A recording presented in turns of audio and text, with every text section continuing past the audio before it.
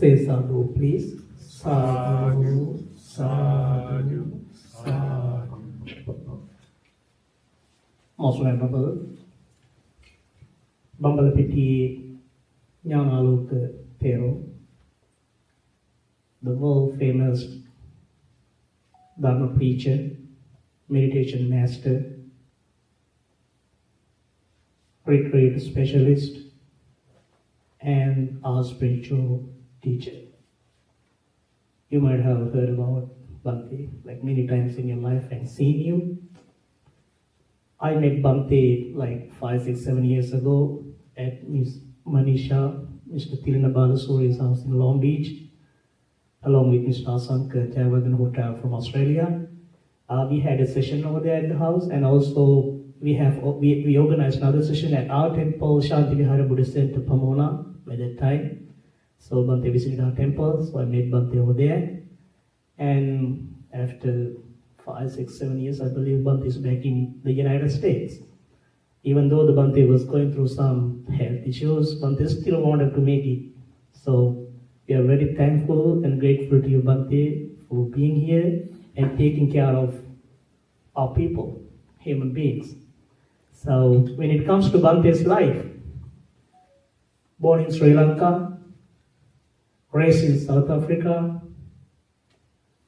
as a teenager, Bhante was so interested and curious about the universe and different religions and celestial beings.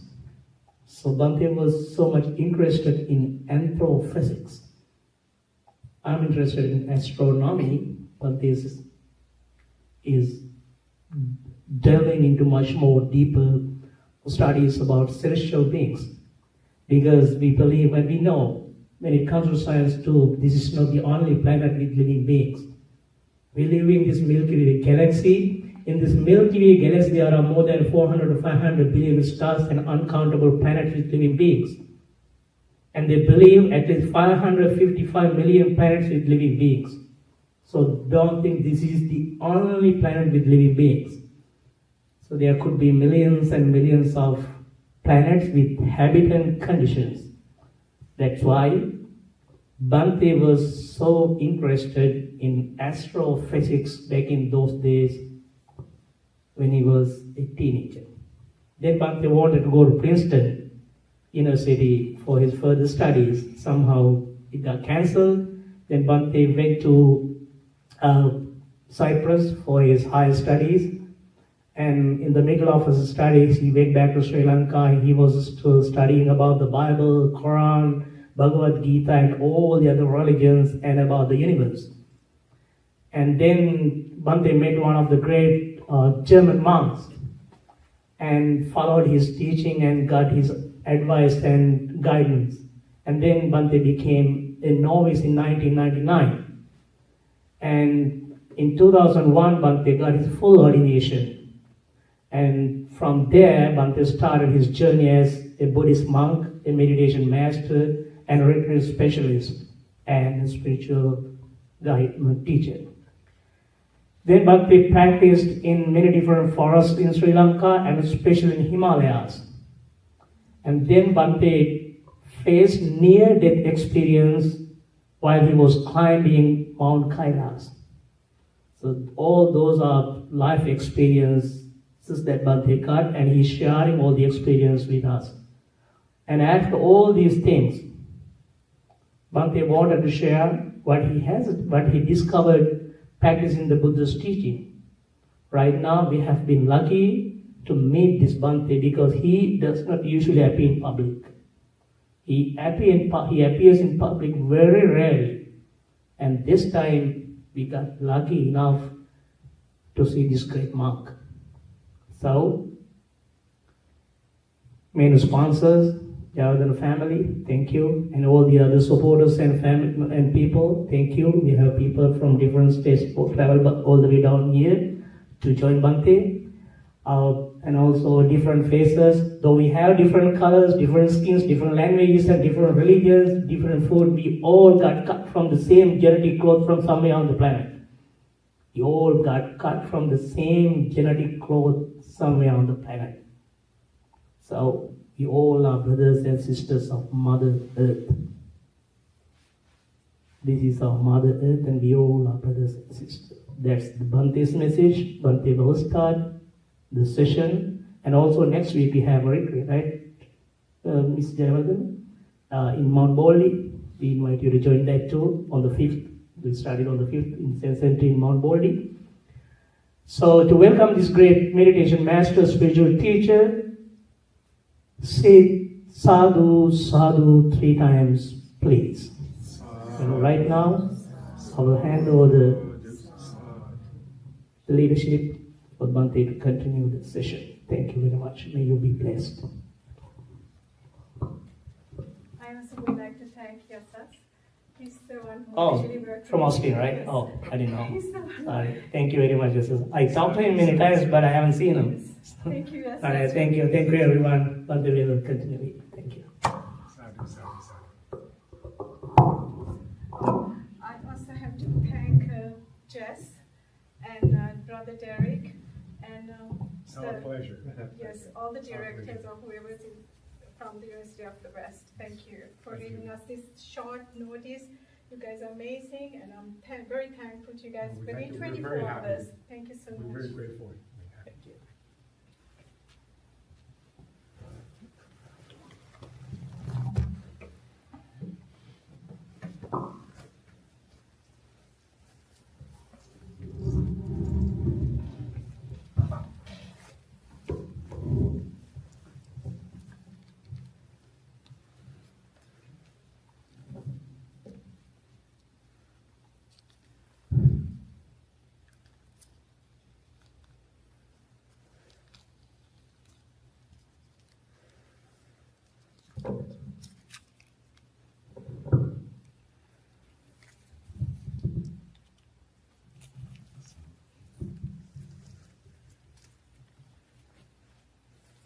Everyone's settling.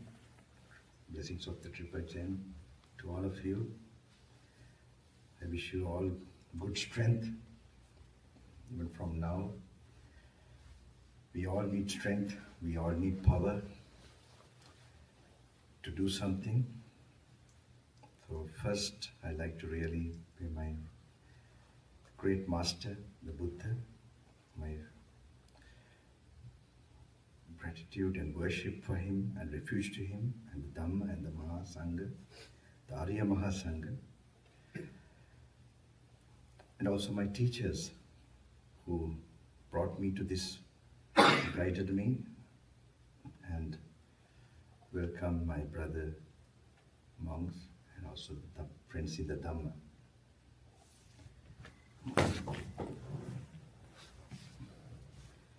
And also I must apologize. This actually I'm doing it in an artificial way because this happens all the time.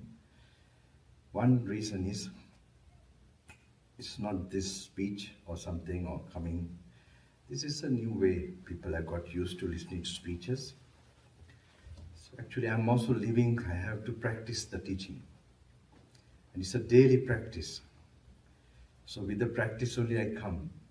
And sometimes some part of my practice, I call it my makeup.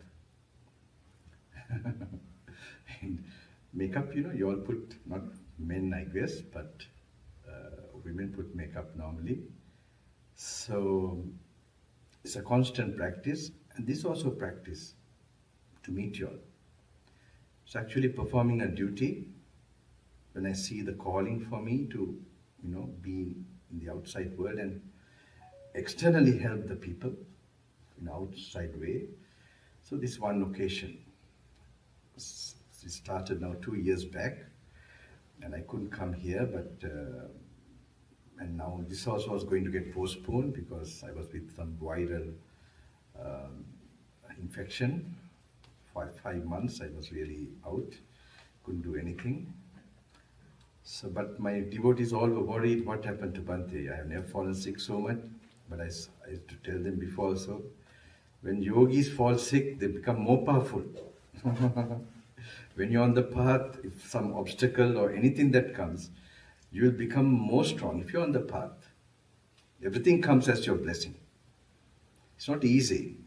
Not to practice is easy, but practice is, you'll be challenged all the time. And this is not new for me. I've been facing this from age of 18, the time I solidly started practicing. So I'm sure you all are all practitioners, all understand English, I hope, and my English especially.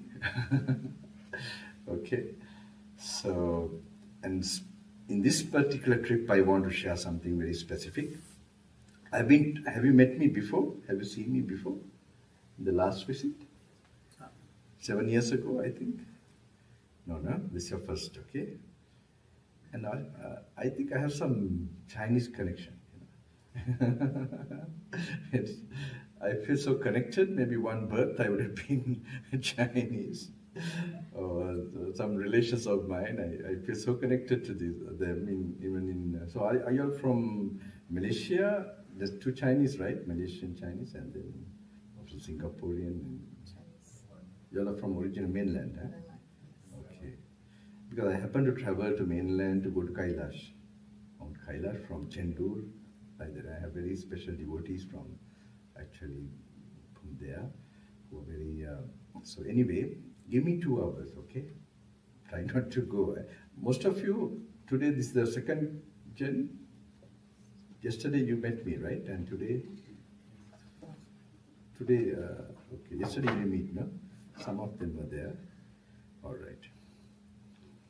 So today I want to specially share. I thought I was going to change my this thing because I want to make it interesting for me also. Always repeating, trying to cover a certain this thing.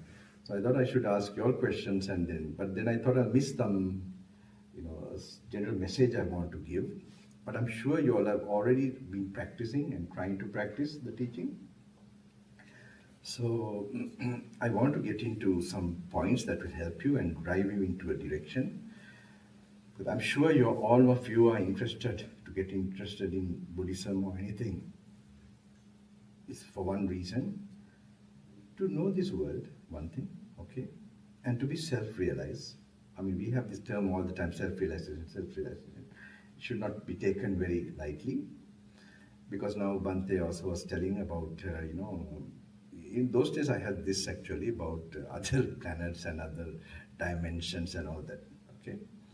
So this comes automatically now in my life. It's not that particularly I try to get connected to any energies or something or any dimensions or whatever. So one's very important definition of the way you're going to look at the world must be changed. Otherwise you're going to keep on researching. You'll be always in universities. You'll be researching all the time and you'll never find a solution. So the Eastern philosophy, the main thing, the way you should be looking at the world is through consciousness. Okay? So normally, our research, the modern research, the Western, this thing has gone in the direction of, you could say, with the 5 senses and taking externally, studying things in a very external way. Okay? So that's why we went to going further in the galaxies and so on and so on. Okay, but still it's also one thing is you have some kind of theory brought to what you're seeing and hearing, supporting your theory. So it has a certain, you could say, limitation. But if you can try to know, the world is nothing but when we are conscious of something, when consciousness arises. Okay? So because the Western world doesn't want to touch that too much because it can't be materialized, unfortunately. Not unfortunately, it's the fact, it's the truth. You can't materialize consciousness. Okay? Consciousness is something separate. It is separate from the body, but body is necessary for consciousness. I was looking for yesterday, the gentleman, I don't know where he is. He's no more here. Okay. Yeah, they were interested about from Abhidhamma what they have got to know. Where the consciousness arises, which part of the body, okay. So I could answer immediately that time. I don't know, I don't think too much about, because consciousness has no locality, it conditionally arises. So Buddha is not like someone researched and found. He got enlightened to that. So there is no thing of trying out and proving and some kind of thing for him. So he simply says with there's a condition rising. It needs an organ, it's an object, and then we will come to that. Okay. So this consciousness very important. So I know in the Western world, the person who has explained about consciousness very much, or you could say the Eastern philosophies, had some knowledge, especially in India. You find in the ancient times, even predating the Buddha appearing, but Buddha, I would call them like bodhisattvas who were still trying to know the secret of this world. They already had an idea consciousness was something separate, okay, and that it was karmically related. There's like because you in consciousness only you have the faculty. The one factor is feeling. Okay, we take for example, say you are unconscious completely. Okay, just the body is just the flesh body is there, and then initially how do you know you became conscious, or how the consciousness arises? There are factors in consciousness. There's one thing called you feel. Say someone hit you, all right, you become unconscious. And you have become conscious, you slowly, you see, or slightly some recognition comes, and then you react also. Okay, so they happen so fast. So that is the happening in consciousness. So there's normally feeling, and you perceive the feeling, and you react according to how you perceive. If it's perceived as pleasant, you react with greed, attachment. If it's unpleasant, with with aversion. And if it's neutral, it's with delusion now. Okay? If you just wait without a knowing, realize mind. So this reaction is normally called karma. So I don't tell people to believe these things blindly, because Buddhism is no point knowing. If you don't know about this basic, the principles working, it's not just for relaxation, for peacefulness. There's a bigger picture. It's also to prepare you for next life. This knowledge was completely lost in this modern world. After this modern, I would call it the Asuric civilization. Asuric means, I don't want to, it's not nice to tell like that. It's okay, it's good for good living, but not to know about life. It's a materialistic world, materialistic this thing. I'm sorry, I wish I wasted in a university for some more time. I would have got more vocabulary. I found Bhante had good because you would have been very impressed. My studies stopped long years back, and then now with a lot of Sri Lankan, my English is also gone. But no problem, I'm not worried. I want to convey the message and awaken the people to, I hope, whatever I can do, that they will not suffer too much and they will go on this path. So anyway, consciousness, so there is a karma behind. So this was known already. So I think don't believe karma or the thing also blindly, but make more research and then try to understand. Now I say about in this part of the world, one person I tend to refer is Edgar Cayce. Many mentions. Have you heard about Edgar Cayce? No? He was called the Miracle Man of Virginia. No? No? You should refer these books, okay? Because it's very nice, very interesting, so that you can consider that information and then see what you get, what an understanding you get. I think it will awaken you into a very big principle from a Western experience. He used to go into an unconscious state, actually, and he used to sort of diagnose people's problems, difficulties, or even diseases, and give solution. And then he was a Christian, actually. So Edgar Cayce. So then there are times there where he used to tell the problem is related to karma. He also have never heard this word. When they have written, it is said karma. And this sometimes during the Crusaders' time. Some people living now in New York or here and there, what they did then, how it's happening now. And it's very interesting, the way you have thought, even some things you have suppressed and kept within you, with anger, how it works in your life, in your working places, how the bosses treat you, how your family. This explains very nicely. So you will not, this first step, you will not blame the outside object. It is something that is come by cause and effect. So these are, I don't say that, I don't want to follow these things like, because it's told in Buddhism, karma, karma. Okay? I would say you make honest research, not to sort of, and then you, because these are very important, then only you know the master, because there's a rebirth, how the rebirth happens, and it is not a body that goes, it's a consciousness. Consciousness, not that it goes or something, it arises.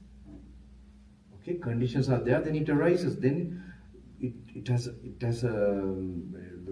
so we'll explain that. So this is a very important process, the next birth comes, all right, in a mother's womb or any other womb. So if there's accumulated karma, the body manifests. Okay, the body is a base for body. You need a body as a base for consciousness to arise. For consciousness to arise, you need a body as a support. It's not that, it's just support only. So this is very important. This is very crucial distinction. So the Eastern philosophies, they had this knowledge already. They were called seers also, rishis, who already those days, they also secluded themselves and tried to find the truth of life. And some of this was introduced by, what's his name? Deepak Chopra. Have you heard of him? Deepak Chopra, he to this part of the world, very nicely, the consciousness, because in the modern time, they're still researching, they think it's something in the mind, in the neurons and in the brain. So it can never be found like that. And you'll be going on, you'll be dying without knowing this at all. And anyway, so this is very well known. So it has so karma, it brings the type of consciousness you need. Then in the consciousness only one factor, main factor is the feeling.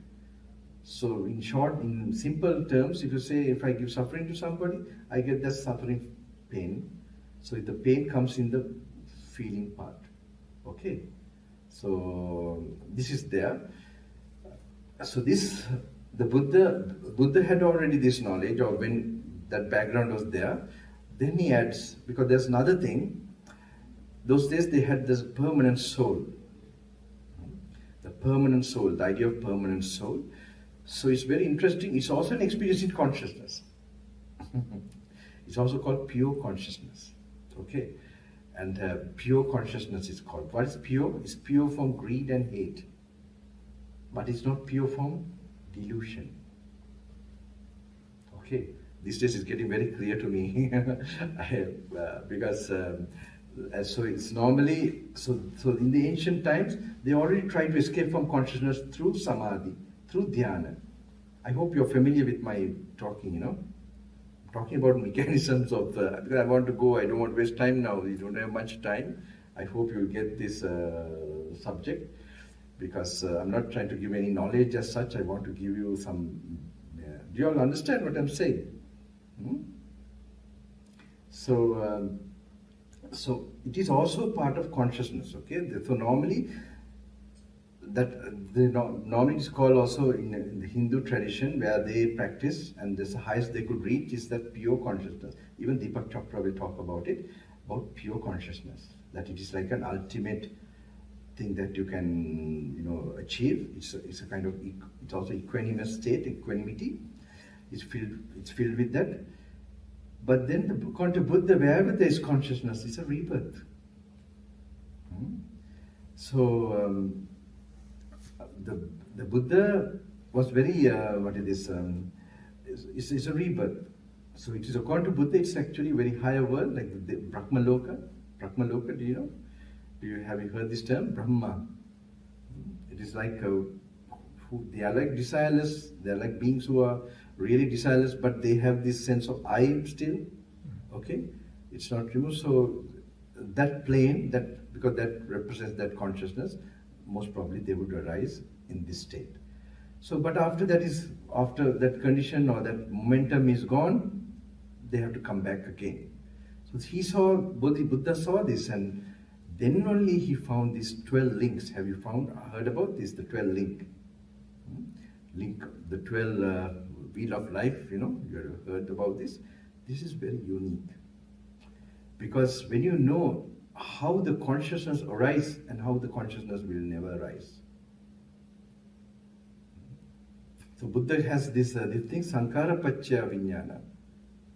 We also already told, like the reaction part we have. Okay, in every sense organ, when we experience, we have a reaction part. Okay, we have the eyes, object. Okay, I will tell how the consciousness arises. Okay, the quantum Buddha, and it happens very fast.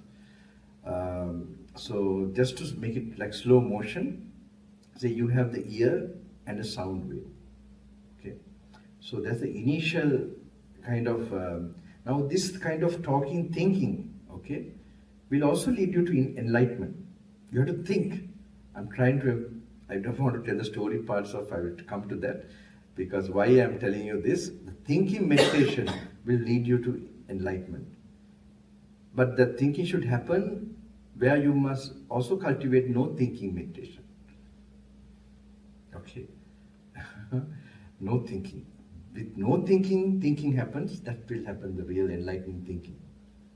Alright, I will tell you how it is done, it should be done, because otherwise it will all be intellectual. It will never be personal experience. It will not see these truths. This is rocket science of consciousness, okay? Alright, so so this is very important, because you're on a voyage of realizing, self-realizing. This is important, otherwise what's the point? I'm not interested also in a lot of all this, to be able to give good speech or something, but I want to touch the truths and maybe share with you all. So, if I stop now, I will get like, I just have to go on explain to you all.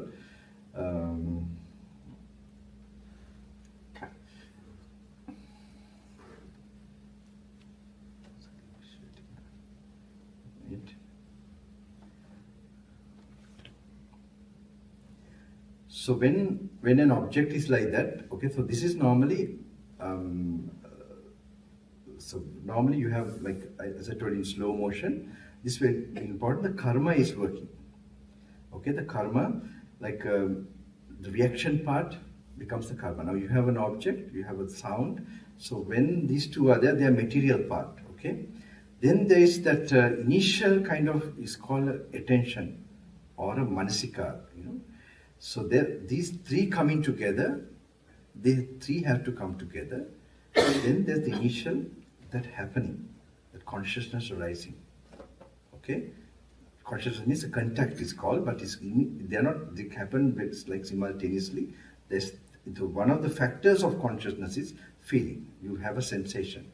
And then there's the other one, you perceive that feeling. You judge the sensation as pleasant, unpleasant, or neutral. And then there's the reaction part, that's called sankhara. Okay, that's where the karma is created.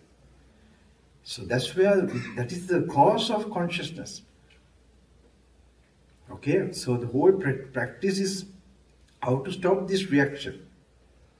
Alright, so in this Hindu way, they had this way of coming to this samadhi, or this pure consciousness. So there's no greed and anger. So of course there's no karma then created in the sensual world, but you are still, karma is created in another world, and also it will not overcome your underlying potential or tendency to create karma. So Buddha, this revelation is very unique. He brings this wisdom as the way of liberation. Okay, so it's replacing consciousness from wisdom. So this is where the unique contribution comes, and it's not a normal wisdom. We'll talk about it. Actually, it's where the intuition is activated.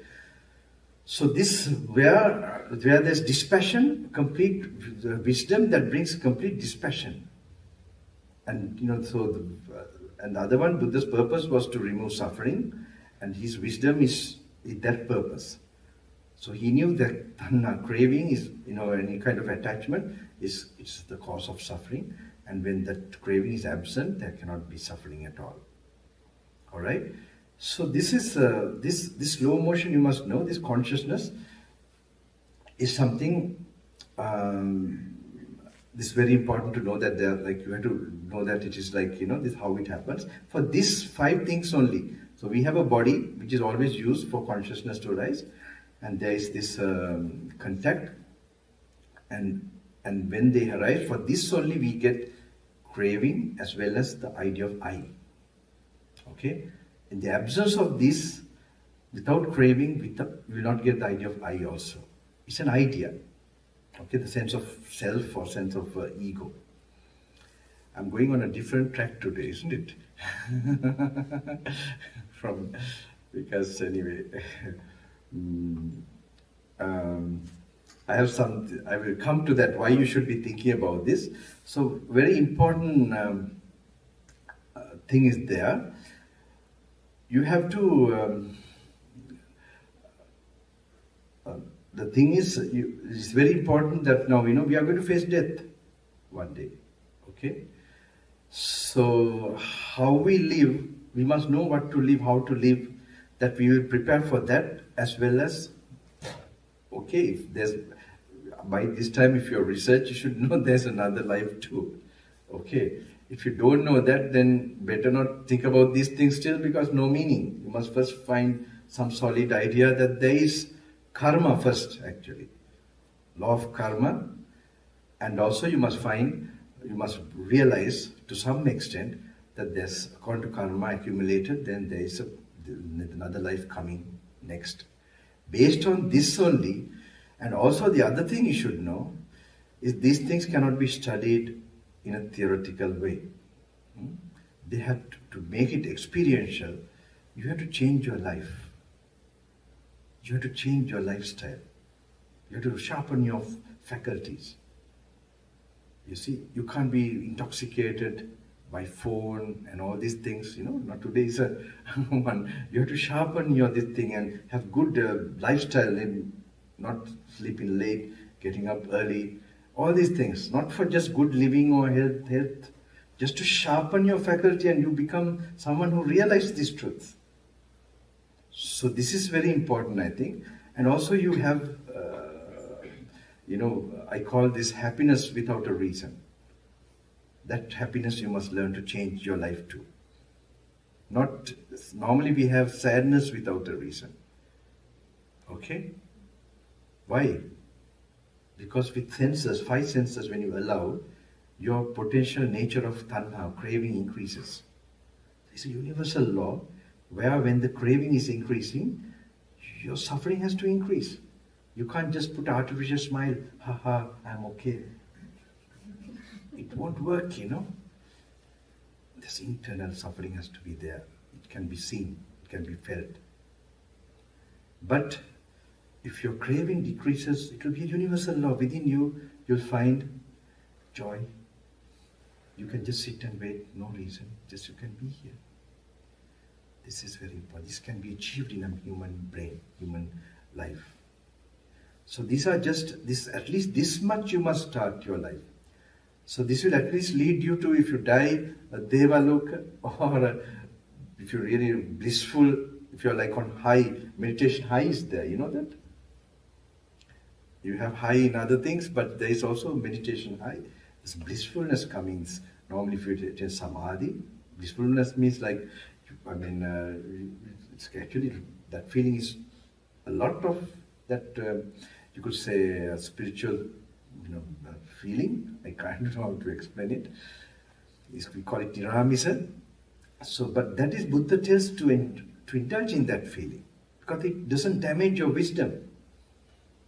It's not a feeling connected with your reptilian brain. Okay? So if you're with the reptilian brain, now normally what we have, even in our schools or colleges, they don't talk about it in the modern time. People will go to parties, this thing, and they pass the exams. I had a lot of classmates, they used to drink a lot and everything in the school, where I went, but they passed their exams. So they are not developing, especially their faculty. There's not a tradition of, that's not a type of period we are living in. Okay, it's not, our education is not connected with our character or our, sharpening of our faculties and making, so those days it was there. So one main one is celibacy actually, brahmacharya. So this is the main, because the main pressures of the five senses, first is sex, second is food. So if these two are really not, this thing, of course beyond that any drug addiction or addictions and things like that, and I call today the other addiction is through phone, where more dopamine is released. So there the same thing happens in drinking and so on. So in these cases, our frontal cortex, which we really need to, as a human being, we have the capability, because there are so many eyes here. We are some may never open it in their lifetime. One is divine eyes are there, and there's wisdom eye in the frontal cortex. Okay, they are not in a physical form, but more you have greed and what is lust and all this anger, you block this eye by sinusitis and all these things. Okay, can you picture this? Yeah. So so you should know it will happen.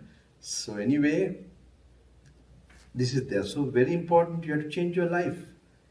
So you have to bring out this, I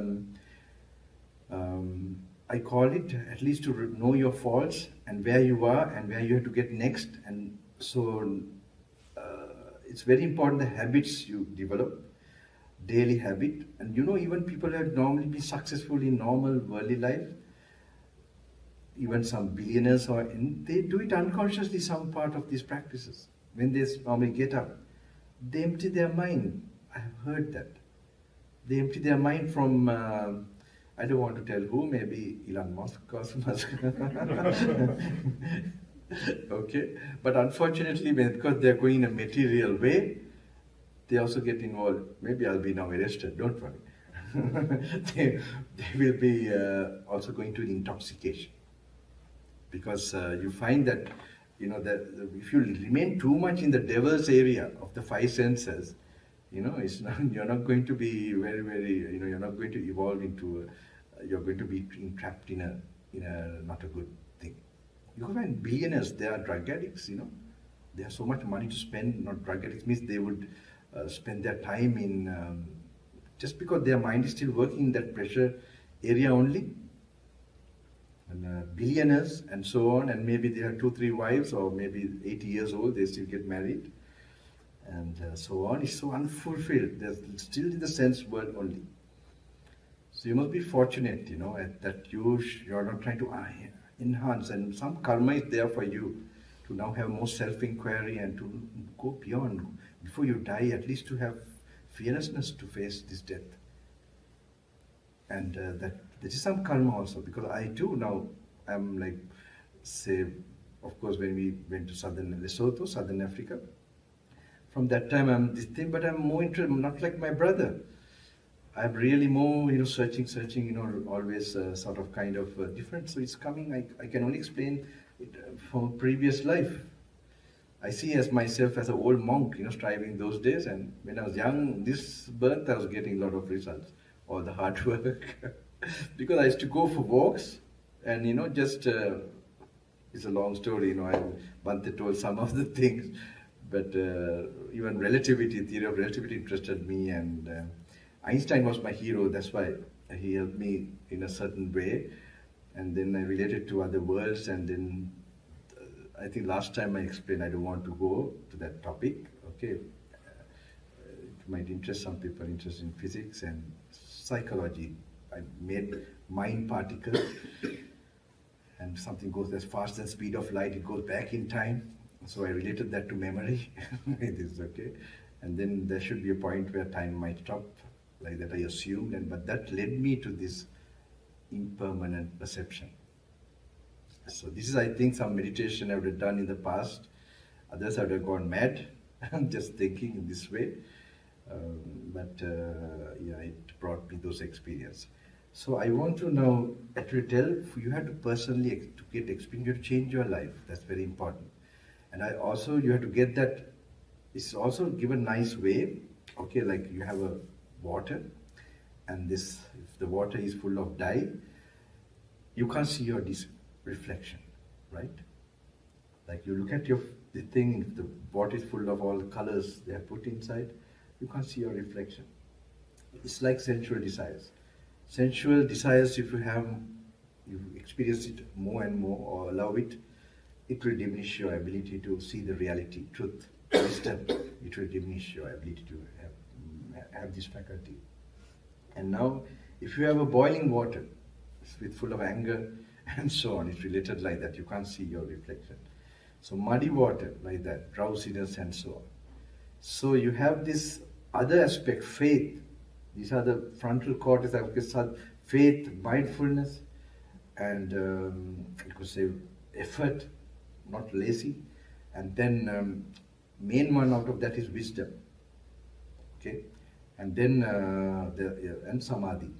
All right, samadhi is also there. So these are all related to frontal cortex. You don't see people in samadhi in a bar or something. It's a different type of samadhi. And so this is samadhi, real samadhi, which is leading, because it goes against defilements, greed and hate. And then you get this reward, which is a higher pleasure. It's a pleasure. If someone experiences that pleasure, they automatically see this as suffering. They will not go. They will automatically follow the precepts. All right, so this is very important. So I normally explain some few things just to stress about this phone is a problem. I don't know if young people are there. You know, you have heard about the blue light in the screen also. So it's said that it affects the serotonin, pineal gland, something. I hope you can find out more. I can't remember a long time ago. So it's affecting, it's damaging. So now to sell these phones, I think they are putting screen or something, right? So they will go on like that just to sell this. By the time you'll be damaged completely. So one has to be careful how you use it, and also how addictive it is. You must know, the short videos, it has so much, because of doom scrolling. Am I right? It's really a nice word, doom scrolling, right? You doomed.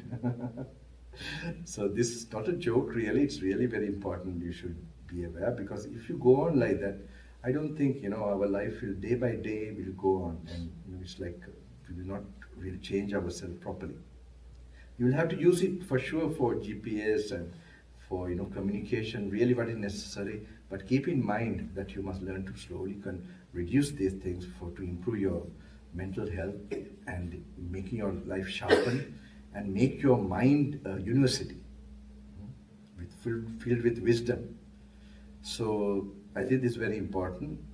I don't want to touch some of the points which I have noticed, how even cases of suicide through games and all that, and also sensual, like some people got so addicted, that like it opens up other dimensions, like because it has so much, it can exaggerate so much of certain stimulation that it can open up levels of consciousness that you are not aware, and that's why that leads to like very big crime cases after that.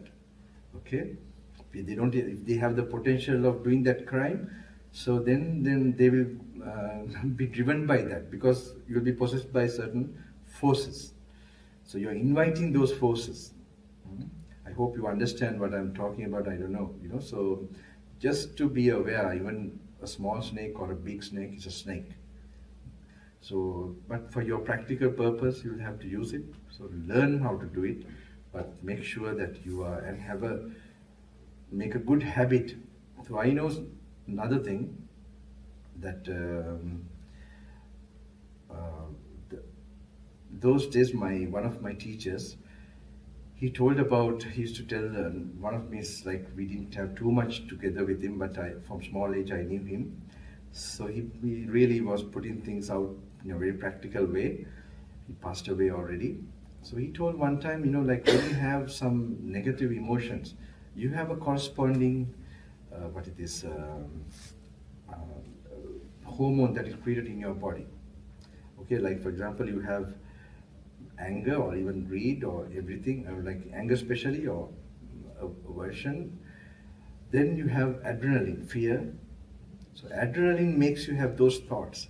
So there's like an interconnection between these two. So now he's to tell me those days, if you have no anger, like compassion or something, going really in the opposite direction, there should be some hormone or chemistry that should happen in your body or mind. Then he told minus adrenaline. So I remember I just told him, I remembered about ojas. Have you heard of this word, ojas? It's an Ayurvedic. This thing is very much related to when you live a very, you could say, a celibate life. Because opposite of celibacy, like so much sexual activity, it creates an entire opposite. And if you curb that, it has so much power. So it creates a kind of a substance which is supposed to be a super, not this super, superfoods or something, but it's like a super vitamin or something. It is ojas. So yogis, they create it more. Okay, so then normally that travels to your brain and opens up areas of the brain which are now being open. And normally when you have a lot of faith, it has this effect: faith, devotion, and faith, devotion, and concentration. You have this ojas created very much. Okay, so the other one is when you analyze. That is a more finer one. Is called tejas. It's more finer when you analyze, contemplate. It creates a very different, very very finer, very wholesome, very powerful, potent physical thing. That is a substance in you. So I don't think the scientists already know about it too much. So normally what it does is it opens up areas of the brain and gets deposited. So then it creates those thoughts again, that thought pattern, thought way. So initially when you, in a difficult way you do it, and then it starts to have a cycle effect, and then it increases more and more. So people who have developed that more and more, you can see their body also changes. Yesterday I told you all that. So you have a shine, you will get a shine in your body. You will have baby skin. Baby skin means not rough skin. Okay, and some people have baby skin even if they are criminals, because there's some karma, good karma, not good karma, it doesn't show in there. But generally I'm talking about. So you will get a shine in your cheek and forehead. So I normally tell, don't lose that shine. So it also shows the character. Your skin will glow. It should glow. Okay? So if you do the other way, it will have another effect. But normally we can't notice because we are all in the same boat. So we think even, it reflects what we have within us, it reflects in other people. So, but I'm telling you just to encourage you, so that, you, even if you do something negative and you take a bath or whatever, it doesn't go away. So it's by this washing, on disciplining and on the path, it will create this magnetism and energy, and which is preparing your body and your mind to enlightenment. Okay, that's what's the purpose of all this. Of course, you have a pleasant life also, that's a result, but the main purpose is not just to have a pleasant life, to become awakened, to become wise about this world and this life before we pass away. And so we know the secret of life. So I hope this help you have a daily meditation. Now I will come normally what I say in the beginning. Okay, I was coming like the reason 2 years back I decided to come and give this teaching was we'll have a 15 minutes question, question and answer. Reason was that of course I was with the corona and everything also, I was this thing, but I continued going to the jungle and some Himalayas, also Kailash, like every year that happened.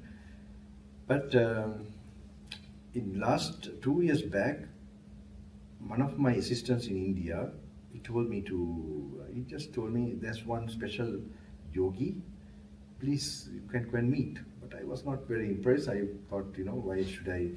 But when he showed me a picture and all that, something told me just visit the place and so. So actually my assistant in India, he's interested in miracles and so he always tells Bante, why can't you do some miracle? This is his thinking always. this is what his idea is. And one day he just to create some chocolate and give to his son. One day I found his son. He was surprised by that. Not I guess, but he was lost, and I think the Devas helped me to find him. So anyway, he's this kind of very simple-minded but good-hearted person. Long years they have been helping me. So because he told me, okay, I thought I visit this place. So this yogi is famous now. The reason is now even in India and all these places also, materialism is so much that they don't care about this robe. They think they are just babas. Have you heard? Have you been to India? Okay, so they're just babas.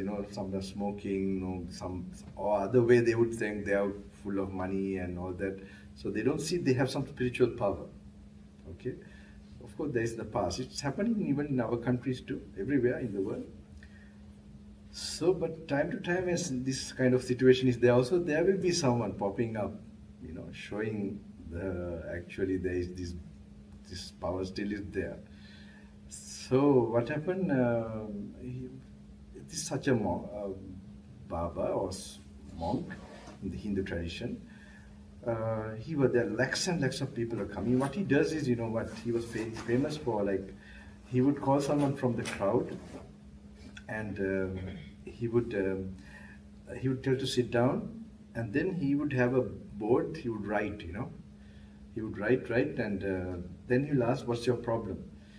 And why did you come?" And they would say this, that, and so on. And then he has written all the problem and some solution what they had to do. So they put in YouTube and everything, and India is such a place with a lot of problems, people. So they all had a lot of faith also when such a thing happened. So it's like that. So it happened. So anyway, I was there. To cut short quickly the story, I don't have time to tell stories today. So anyway, I went, and those are lakhs of people. And I must tell you something. It was in such a way that they would not properly recognize me. Okay, I was also not properly. I see, it's a miracle how he would have this thing. But he happened to meet me. He happened to come out of the crowd and meet. And he even took me to his home, and actually he did the same thing to me also. And then I met him several times. And then he told the reason why we meet like that so easily was that he and me have been brother monks, yogis in the past life. And because it's also surprising for me. And so what happened, because I don't have ways of communicating, phone or cards, but it was very interesting. You can't call it coincidence so many times.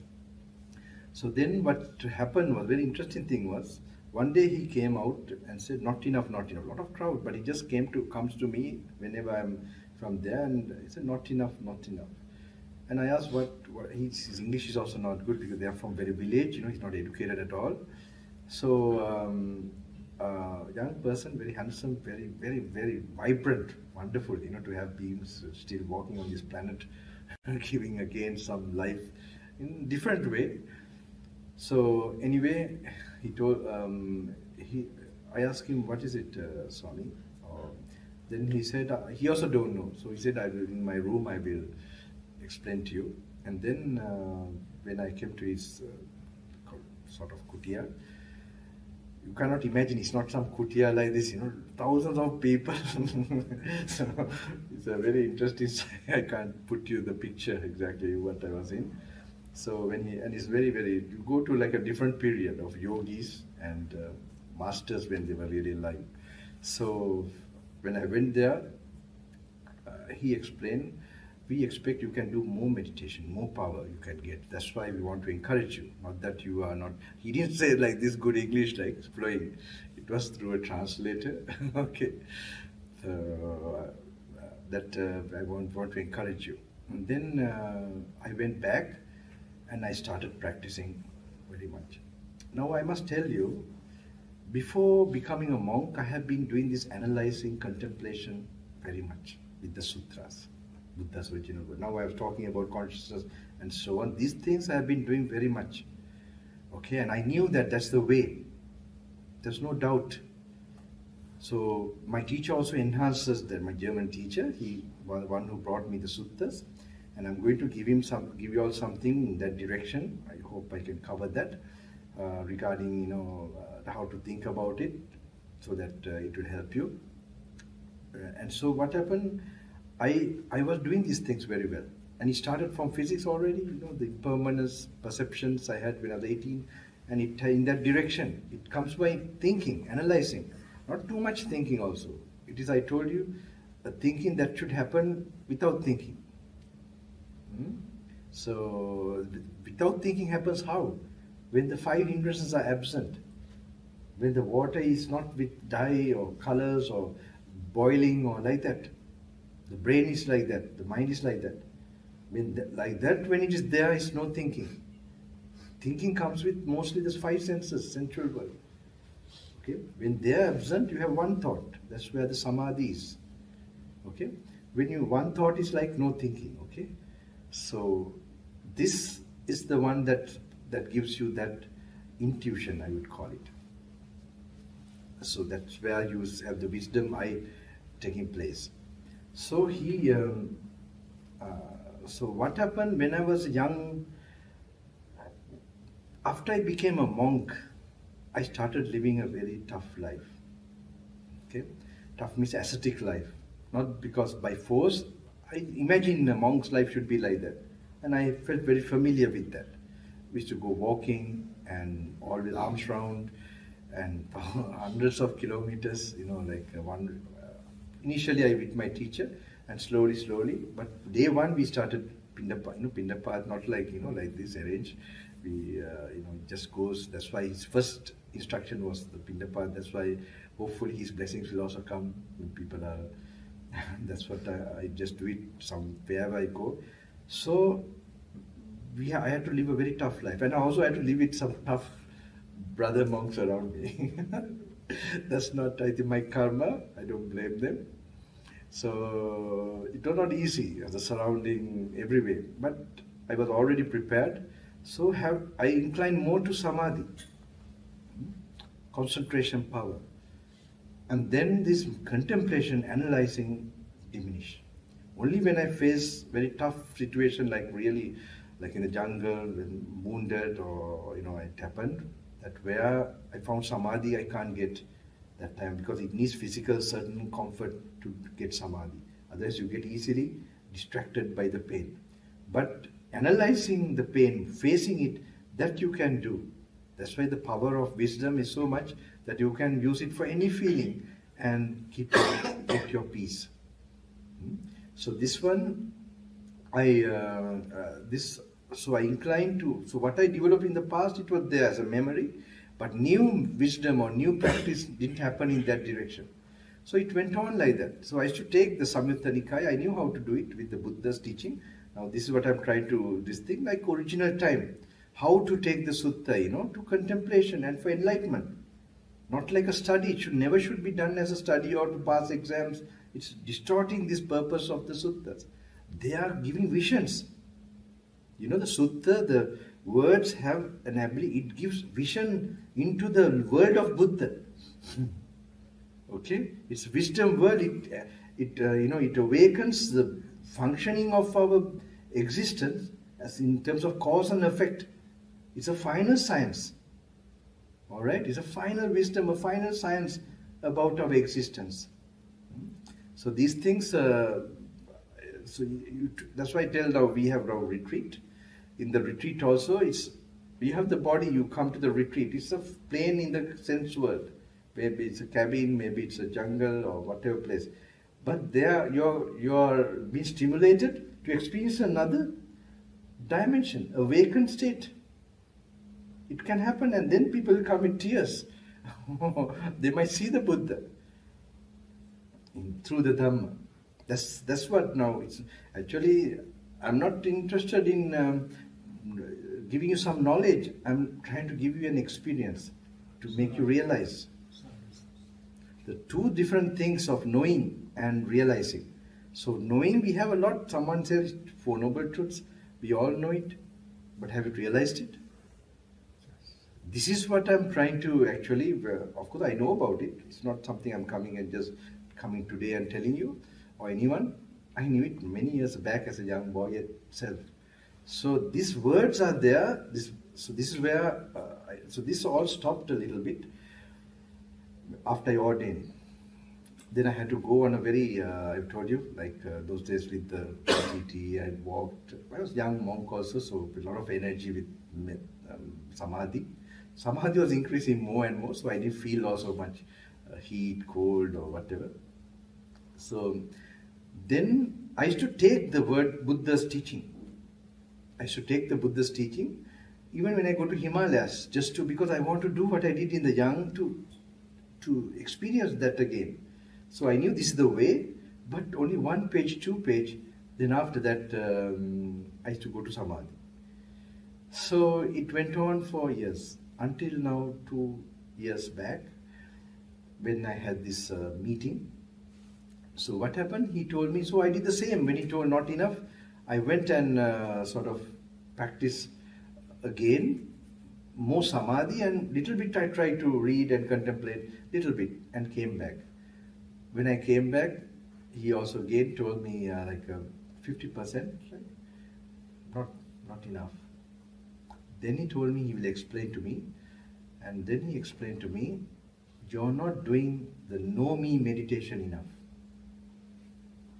That's how he put, because he from his English language, know me. But I have been telling about know me with some Chinese friends. They are from Taiwan and all that. They don't know English at all. Some of my known devotees. So they also tell this way, know me. So know me is the anatta practice, and it's coming directly from the sutta. So I knew that not reading, and also explained to me, there's a book with you. So it's very interesting. No one knows that I carry that Samyutta Nikaya in my luggage, and even the Himalayas, I'm carrying the caves. I keep it. I have the old one with withered and with water, and it's like maybe it's very good memory.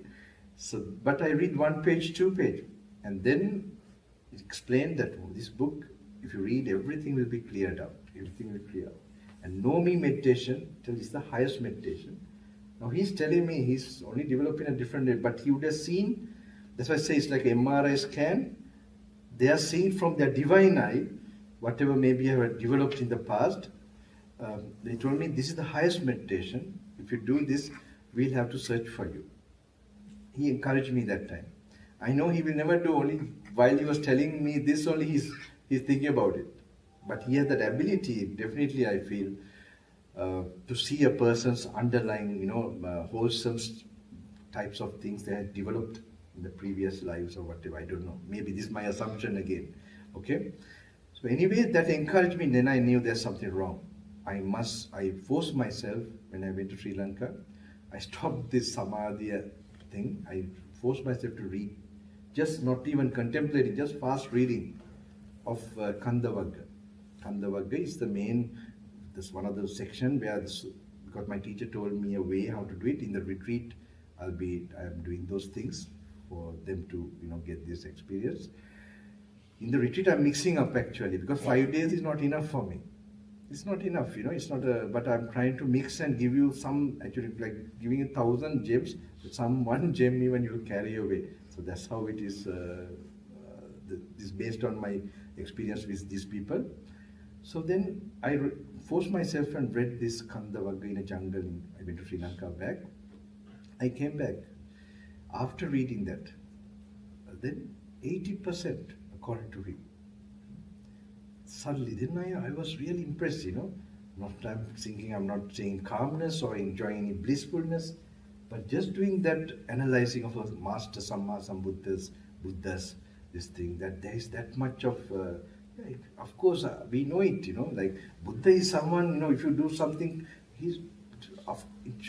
but told by someone of practicing of another, can't say they also practice religion. They also found some truths about the world. We have we have traditional monks and yogis, they are like, but they have not touched the truths about it. So these people also, I believe, you find in Muslim or Christianity also, who will touch some truth about the world, they'll be universal. Their gift will be applied to any human being. So that's I found like him, I am coming from entirely, but he could see internally what I have developed. So then 80% then gave me encouragement. I forced myself again and read the next part, Salayatana Varga, and in the Samyutta Nikaya, and then 180%. 120%. Okay. Then I started. Then only it encouraged me to, I must quickly do this thing for the people. So the ashram, that's all ashram, like not ashram, really a meditation center. Everything was started in Sri Lanka. Now ordination is going on. So I'm trying to give people who are slowly pushing this thing. Ordination means, no, I don't easily ordain. I will check. I would say you can attend Nibbana. You don't need that, even as a layman, as a retreat. Important is to attend. Important is to cross to the other side. Which boat you take doesn't matter. Whether it is a speedboat, whether it is a, it's important that you are pedaling, you are moving, evolving. So as a layman or as a monk, doesn't matter. So I'm not really, who have that, I want to encourage them and maybe make them like not attached to monasteries, they're just pursuing, the enlightenment way. This is what this is 3-4 are there now. So it's a base in Sri Lanka. So anyway, this is a very important thing. This the reading of the Buddha's original words is a magic book, I call it now. It's a magic book. It can change your karma. It can clear your karma very fast. So I tell you also to keep it in the bedside, and read. But now I want to explain some very important point. Okay.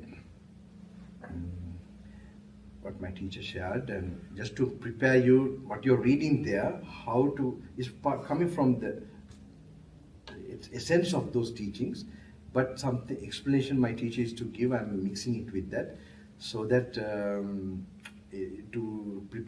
give you some sample of how to think, what type of thinking you must do, okay, to get this awakening, right? So it's regarding this consciousness, all these things I talk about. It's regarding when you're dying in the last moment, okay? Have you heard you get a last thought? Have you all heard? Yeah. Okay. So I have heard people also who have seen people dying, and some people, the way they lived and all that, like they have been womanizing, drunkards and something, and when they were dying, I heard, one of my relations actually, black dogs are coming. So anyway, okay. So some have other experiences. Anyway, last thought we know we have. And we have another thing that happens, the last breath. All right? So we already know before that consciousness, it needs some conditions to arise. What are the conditions? We need an organ, we need an external object, and then we have to have that attention. These three coming together, consciousness arises. If one of these three is absent or some defect, it can't arise. So it's a conditioned thing, consciousness. Okay? So now, last moment normally we get a thought based on our karma. For example, for you to come here, you got to know about this program from somebody. Okay? And you felt like coming. You had some desire to come. So there are two things. You had desire as well as you had karma with me to come. Okay? So, otherwise, maybe someone here, but they don't have karma with me. And then, so the desire, so these two have to be there. Remember, you have to have the desire. So desire, karma is interrelated because karma is created from, of course, this good karma. Maybe you had enlightened karma, want to become awakened and so on. So just this idea you have to have very clearly. This is what happens. It also same in other things, we might not notice it, okay, in our lives. You want to go to this university or do that, or it has karma and related with that. So what happened, when you normally, for example, live a life where you attach to your family and working place, okay, you have so much attachment to these people. So when you attach, what happens with the five senses, with interacting, you have anger and the attachment and anger. Okay, you get angry because you are attached to some way. So this is creating karma always. So normally that type of karma is in the sensual plane. Okay, in the family and so on. If you're not practicing, if you're not early morning getting up and sort of, if you do the practice, the karma starts to reduce. All right. So your reaction should reduce. All right. I will maybe try to explain that also, how it should happen. And so now if you accumulate like that, last moment when you're dying, what are the possibilities? What is the possibility of what kind of thought you will get?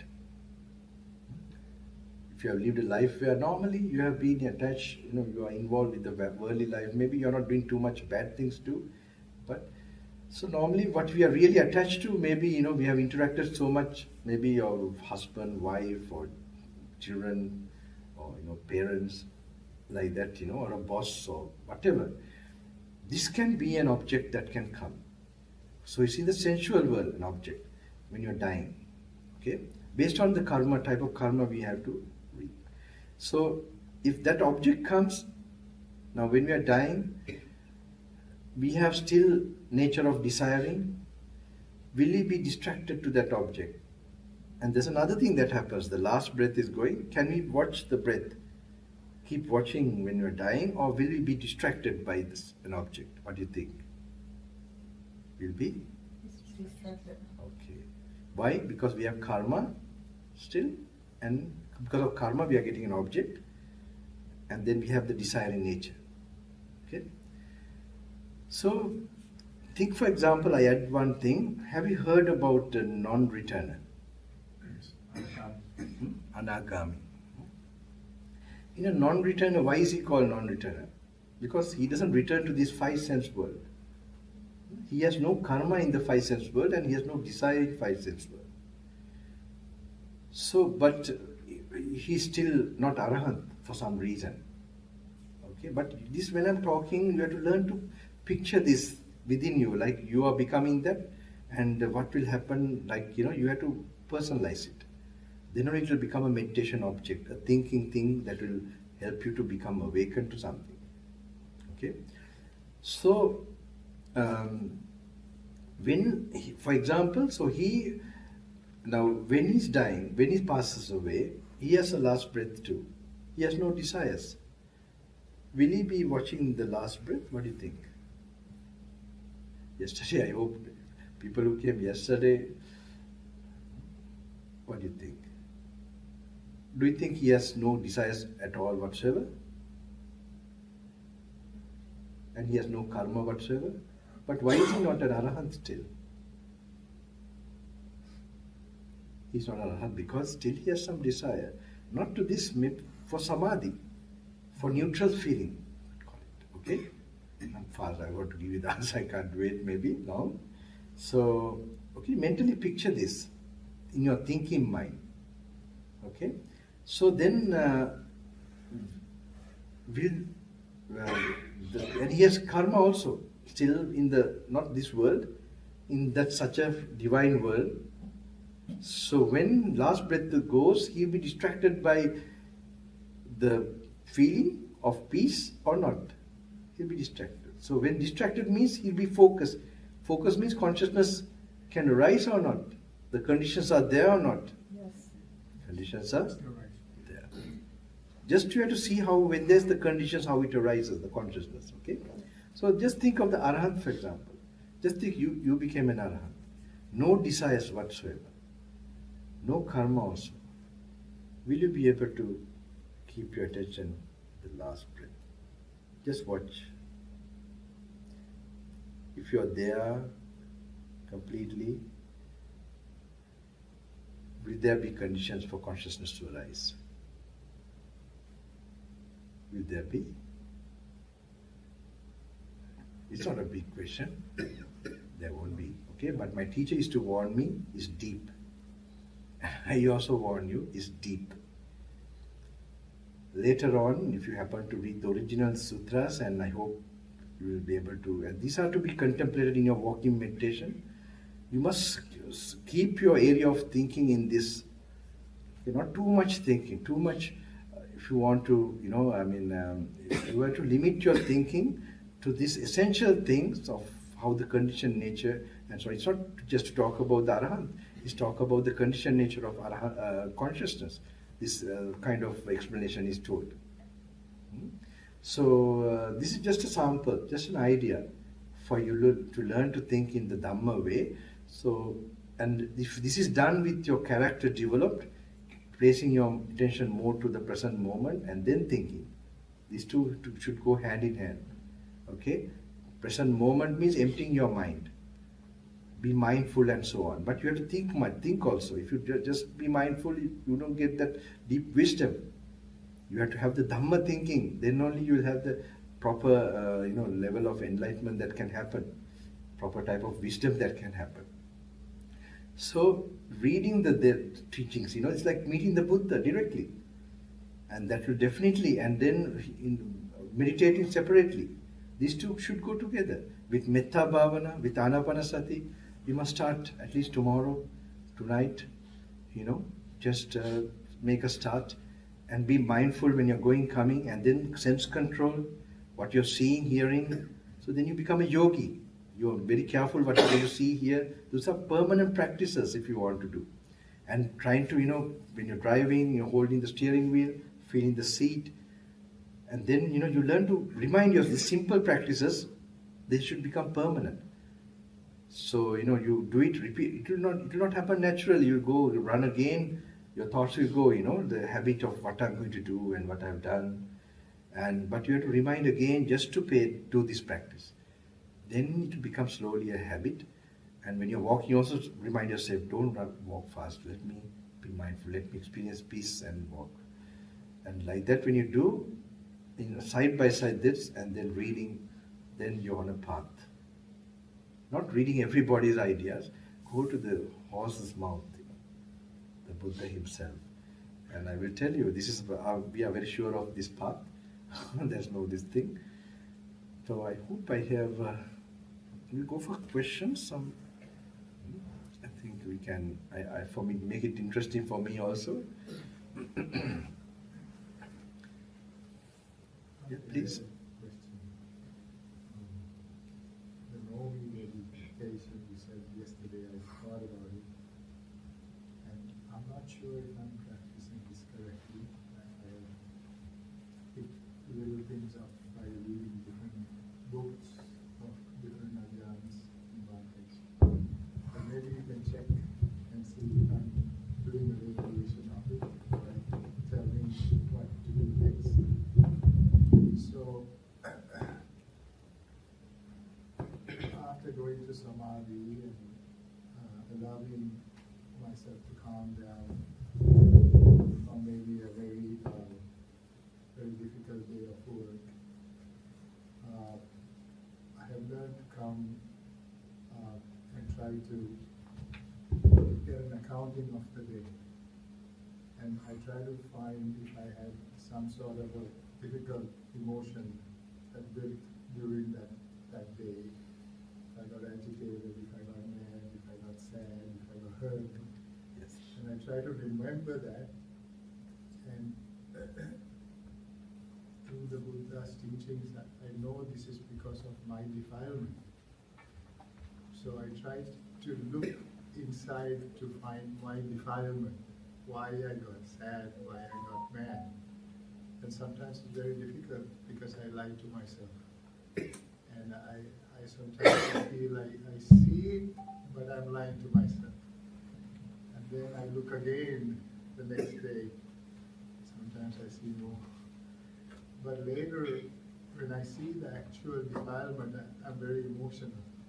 And I actually see that. I feel maybe because of my daily life being so stressful and a lot of things happening in my life. Is this a part of this Nomi meditation you're talking about? But No, it's good. It's good. But if you're very active, I mean, most of you might be working very much. In that case, I tell like you must learn to use your gearbox, like the gears. When you're on a, what it is, when you're on a, when you have to go on an elevation, then you put first gear, right? And then your fourth gear when you're going down. So it's like that, you must know your gearbox. Like when you're having a very busy and really, I see it also some karma, that you have to be so active, that's only the life living part in that. Then you must only think of what is the thing that will protect you when you're a little free from that. So I see in the modern time here in these countries like this, your life is good, you can earn and you can live. But if you have the value to, I want to develop myself, or as a person, or as a towards enlightenment, or to higher states of consciousness, then you must make it a point that how much my limit, that I get more time just to fulfill. So that much you must, I think these things you must decide, like how much I must spend, just so that I have my earning and then I can do my duties, but not beyond that, so that I have time to make things grow within me. That's very important. Another one is immediately one must check 5 precepts, that one can keep the 5 precepts. If one one must not worry that one can do a big meditation. So that's like you're in the first gear, that when that time, that cloud or that stormy thing, so you have the foundation still for you to go on. And if you're really sincere, things will turn out where you will find that, and what you have done already while that period was there, that will become a strength for you to really progress. So you must see where you're at. And I used to tell, like, I was like, when I was a young boy, first I was attracted to cricket too much. So I couldn't stop playing cricket. So when I started the meditation, I realized that I had to give up one by one. So that was my vice, that was my weakness. So I thought, okay, I realized also when I gave up some of my weakness, that something used to come to me. Something extra, something I used to get something in 100-fold. So this way I was encouraged to sort of look at myself and that's very important, I think, for practically when you're living a worldly life, that you are one step by how you use the phone, maybe how you must notice. If you don't know already, you are making a mistake, and then there's no way of how to progress. So when you have your flashlight towards you, as a lay person, especially when you're busy and with a lot of activities, then in terms of your character, in terms of your activities, you look at the immediate problem and how I could, one step at a time, not thinking at once you become like the thing that one thing started, then you start to, have a kind of a cycle effect happening, or a momentum is created. So that is very important. And know me is actually that you can already start in your working place. You can keep the book I told you, Word of the Buddha. That you have already in Buddha's many teachings regarding wisdom. He sees also sometimes the world in terms of the 5 elements. We might do it quickly, I hope. 5 elements, and okay. So you can try this out. You can practice. Don't wait for tomorrow or day after. You can immediately try. I did it. That's why get these books. That's your best friend. It will start to make you think in certain the thoughts. So these are with the original words of the Buddha, taken some essence, not just so you don't have the bulk of the books, but they are meditation objects also. So I remember I had an auntie who used to get very angry, or I was left with her in Sri Lanka when my parents left back to Lesotho, Southern Africa. So I was doing my A-levels at that time. I had to be with her. So those days, she actually, took me to the tooth relic, Buddha's tooth relic is there and with special passes. So I saw with crowd, with line and, with all this beautiful devotional, this thing that I wanted to go in the line. So anyway, those days, Sri Lanka, we were having LTT, terrorist problems where a lot of crowds, bombs go off and so on.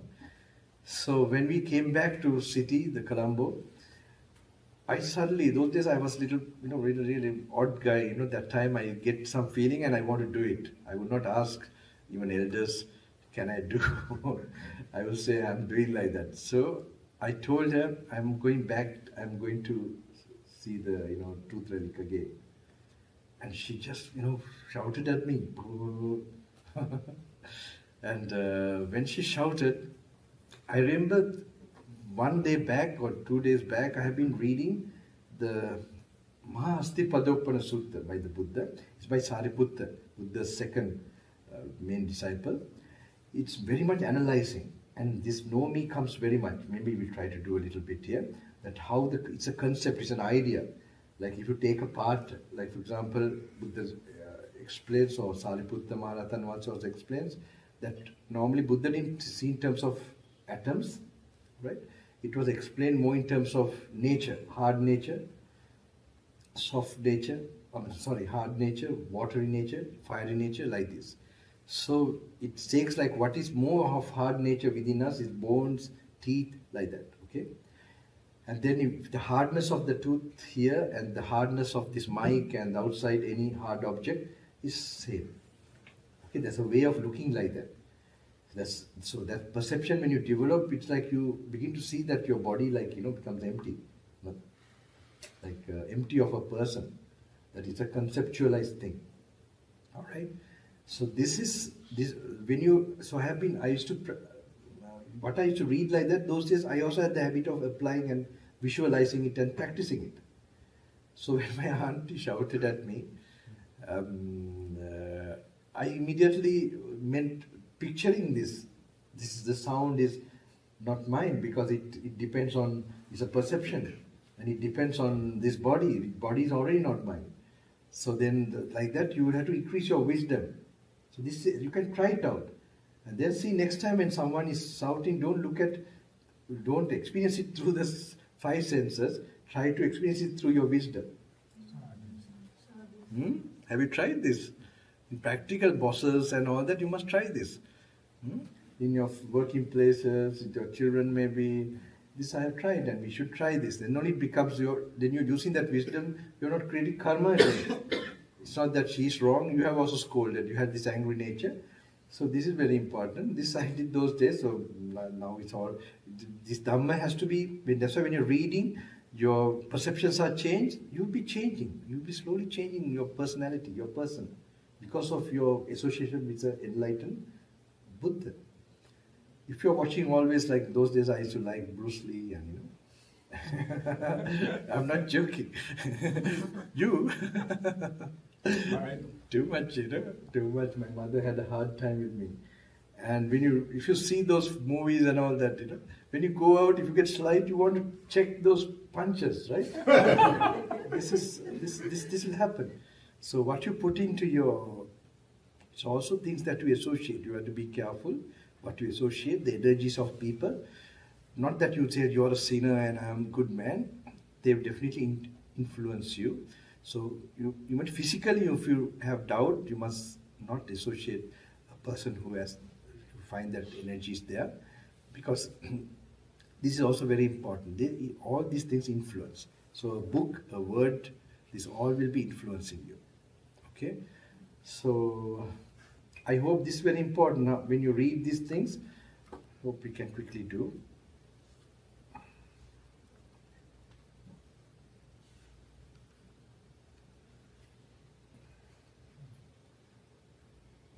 Another question, because I would like you to.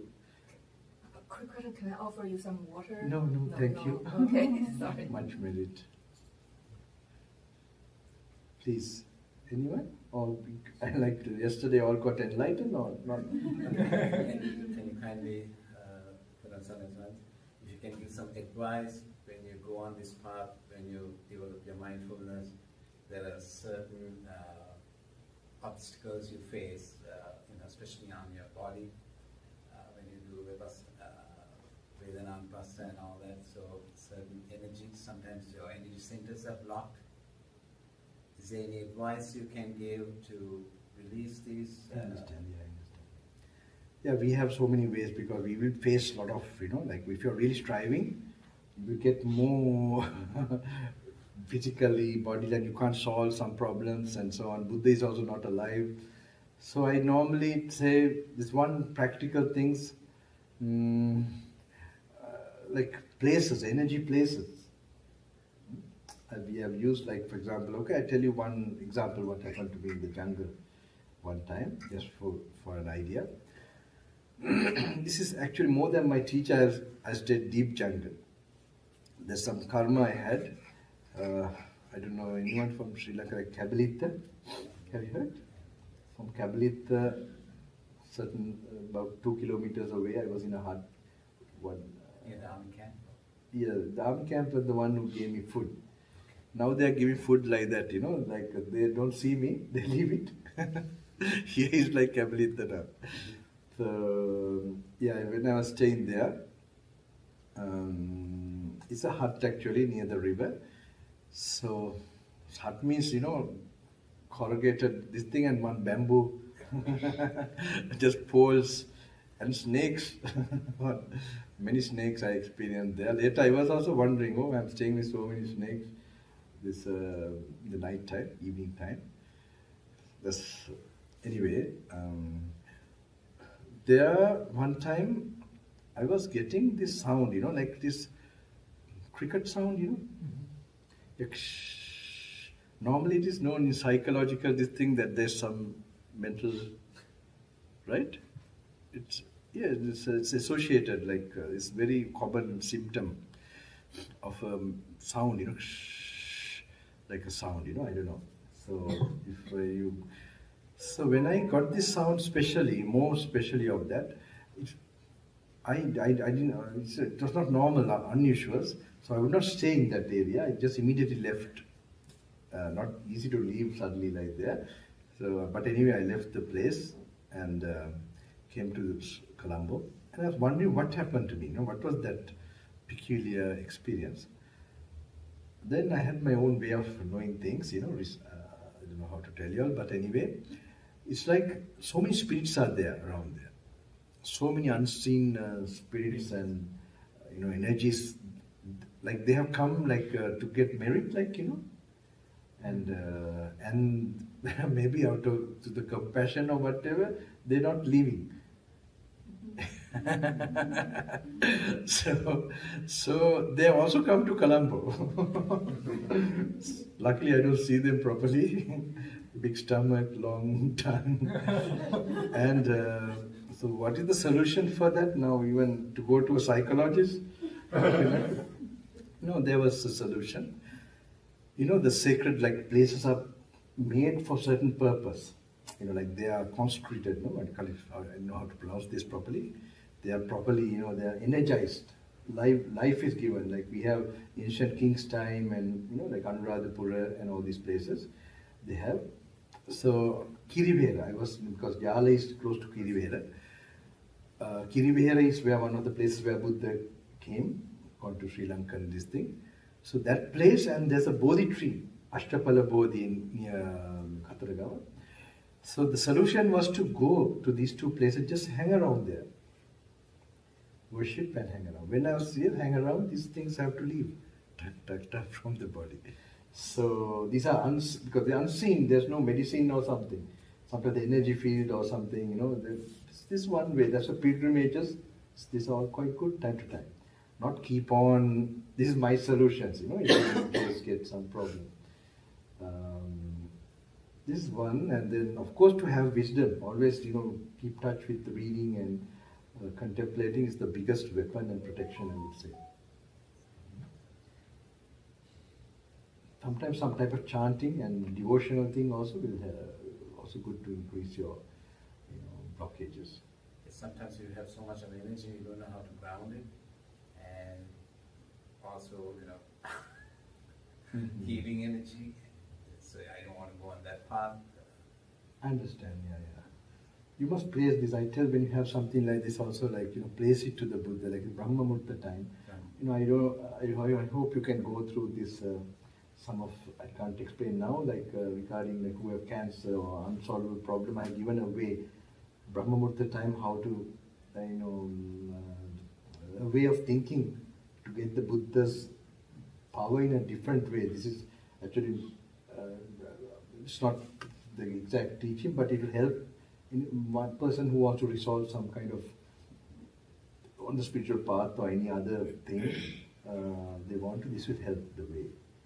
I hope you can find that. I don't know where there's one YouTube link, no?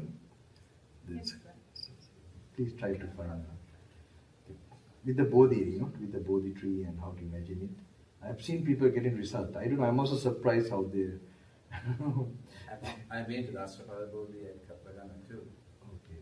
No, to do this, like if you have some issue, you can do it in Brahma Murta time, Even in this here, you can do it, yes. What kind of things you can do to improve the energy in the house? So I always feel like if when you go to a temple, you have more energy there, and your productivity or how you can get into some spirituality is more higher.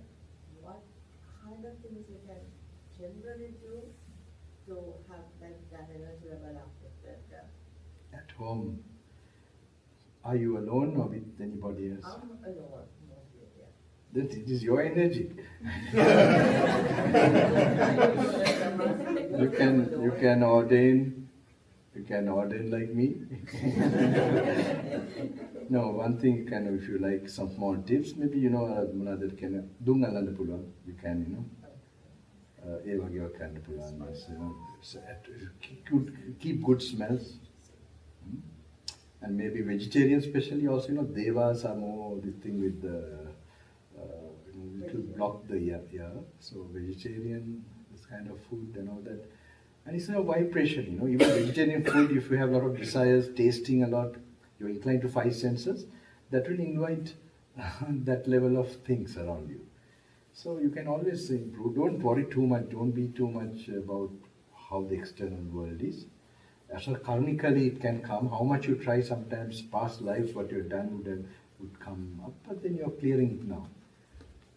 But you can improve like that. Like incense and all these things. And chanting, have a chanting going on. This chanting, they have these recordings, The recordings, the chantings you have these boxes. I don't know, in Sri Lanka they have Pirit Chaitya and all that. You can have. So how can you reduce the time of sleep? Because if you wake up very early and don't go back to sleep, you might get sleepy during the day. So No, it becomes. So you sleep early. You learn to sleep early and get up early. So then it's okay if but you have to get used to that time clock, like sleep clock. So if you do it several times, one day you're really tired and you don't fall asleep other times, and that time you will fall asleep. So it starts that pattern again. So you can do that. Tell you honestly, I am also having some problem, and after I do it, I will come meet me. So busy now, 3 o'clock, I'm also in Sri Lanka. Now only I'm getting really proper. Really today, I'm really refreshed. Because anyway, I didn't come to refresh, I must do this work. I don't mind being... Any question? Any more question? Food also you have to be careful, then you can control your sleep properly with food. They are related. Sorry, just a question. And they really happy actually returned to the States. Last time he was here, and many actually brothers, sisters, and that's how we actually met you. We even had to invite you to UBF to talk there. So really glad to see you here again. And I think that's all the good karma that we have to see you again. So my question is that but then you mentioned about the Indians yogi, Sadhu. Swami, Papa, that talk about anatta samadhi. So you go back and actually you read sutta, then you practice, then you go back 80%. And Yeah, then, that's what they according to them. right, so, It was so not it's only still not them. enough. It's very funny. It's not only him. That same time, it was like Deva, universe, was trying to communicate a message to me. Because at the same time, I was getting similar. Not only one, I have some other meetings also. They were giving the same message. Right, oh, I You see. understand? I hope Yes, I yes, get I a got full it. picture. So Okay. I feel some protective, some energies going.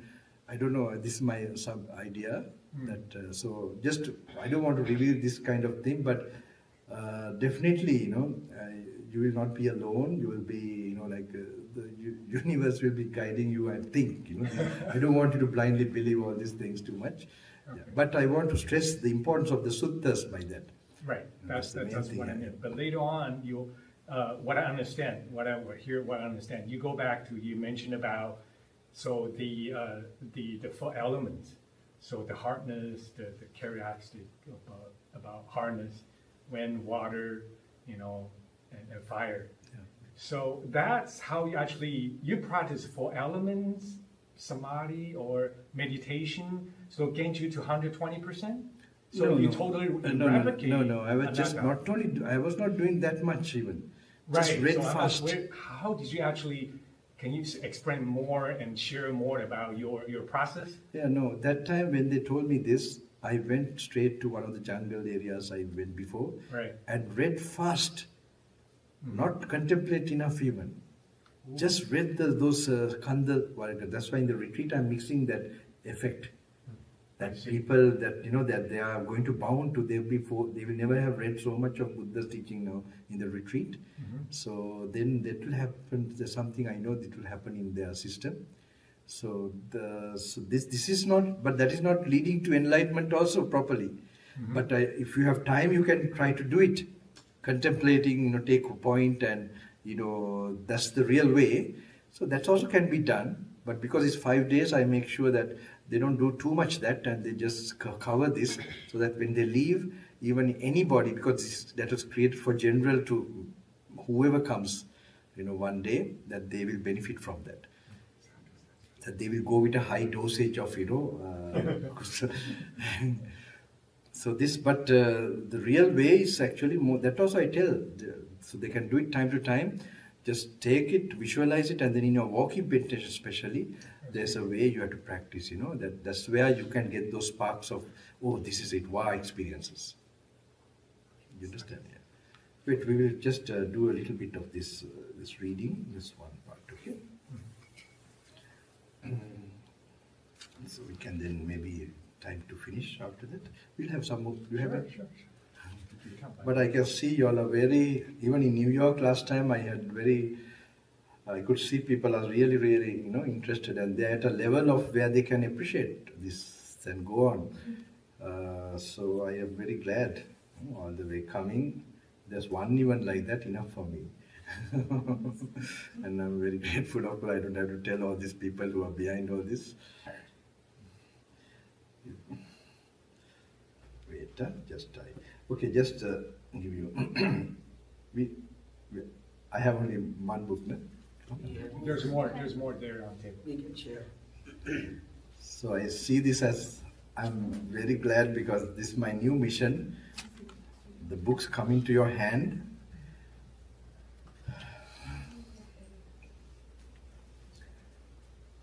Actually, this is the book that made my teacher into a Buddhist from a yogi in the intern camp in the Second World War time.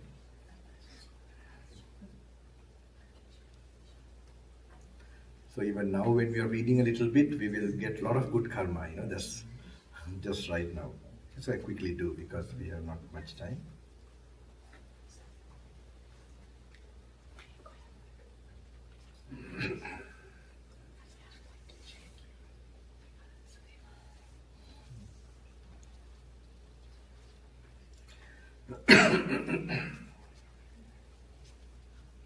So page number 5. Page number 5.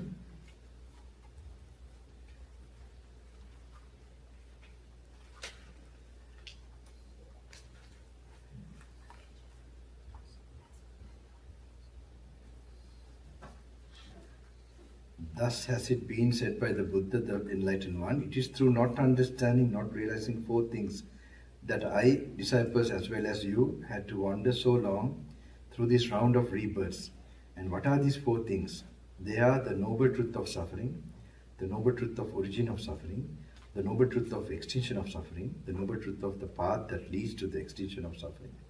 As long as the absolutely true knowledge and insight as regard these four noble truths was not quite clear in me, so long was I not sure that I had won that supreme enlightenment, which is unsurpassed in all the world, with his heavenly beings, evil spirits, and gods among all the hosts of ascetics, priests, and heavenly beings and men.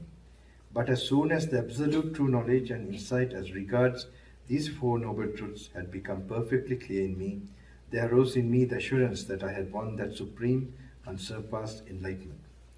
And I discovered that profound truth so difficult to perceive, difficult to understand, tranquilizing, sublime, which is not to be gained by mere reasoning, and is visible only to the wise. The world, however, is given to pleasure, delighted with pleasure, and enchanted with pleasure. Now, this is very important. I'm just coming to this point. The world, however, is given to pleasure, delighted with pleasure, enchanted with pleasure. Truly, such beings will hardly understand the law of conditionality, the dependent origination of everything. Incomprehensible to them will also be the end of all formations. So now it's very important in this small word, this statement, the sensual world will be a blocking for us to have a personal experience of this teaching. It's a profound thing. We call profoundness today in a wrong way. We mistake profoundness and wisdom to being clever, to being intelligent. It's not. So we must, this is a very important point. That's why we have to develop, discipline. If we want to make this liberate ourselves, make it a personal experience. Now actually, like slowly starting, even this very book you got, we will do the four elements also. There you can apply next time someone comes shouting at you. You can start doing like that. That's how it starts. And then you are on the path. You don't have to wait for so long until you're really free or you're not busy. Who knows? You might be able to apply it. And here, dependent origination of everything. Incomprehensible to them will also be the end of all formations, forsaking of every substratum of rebirth, the fading away of craving, detachment, extinction, nibbana. Yet there are beings whose eyes are only a little covered with dust. They will understand the truth. Page number 10. This is last we will be doing. It's a meditation. When you read these books, you must sit, stay, relax. You must comfortably sit, not in a position where you will fall asleep, but you must comfortably, where you're not thinking about the body, the pain or ache or anywhere. Then that's how you should be reading these books, because you are trying to visualize and open up your wisdom eye. It's a wisdom eye. So for that, you will notice you're reading and trying to focus. This part of your brain will start to, you feel something. And when you're really reading, if you're relaxed enough, how do you know you are relaxed enough? Without being reminded, you'll be noticing your natural inhalation and exhalation. In breathing and out breathing, you naturally notice. Not that now you try to notice how it's happening, no. If you're really relaxed, and also must watch yourself seated and holding the book. This is how you read these things.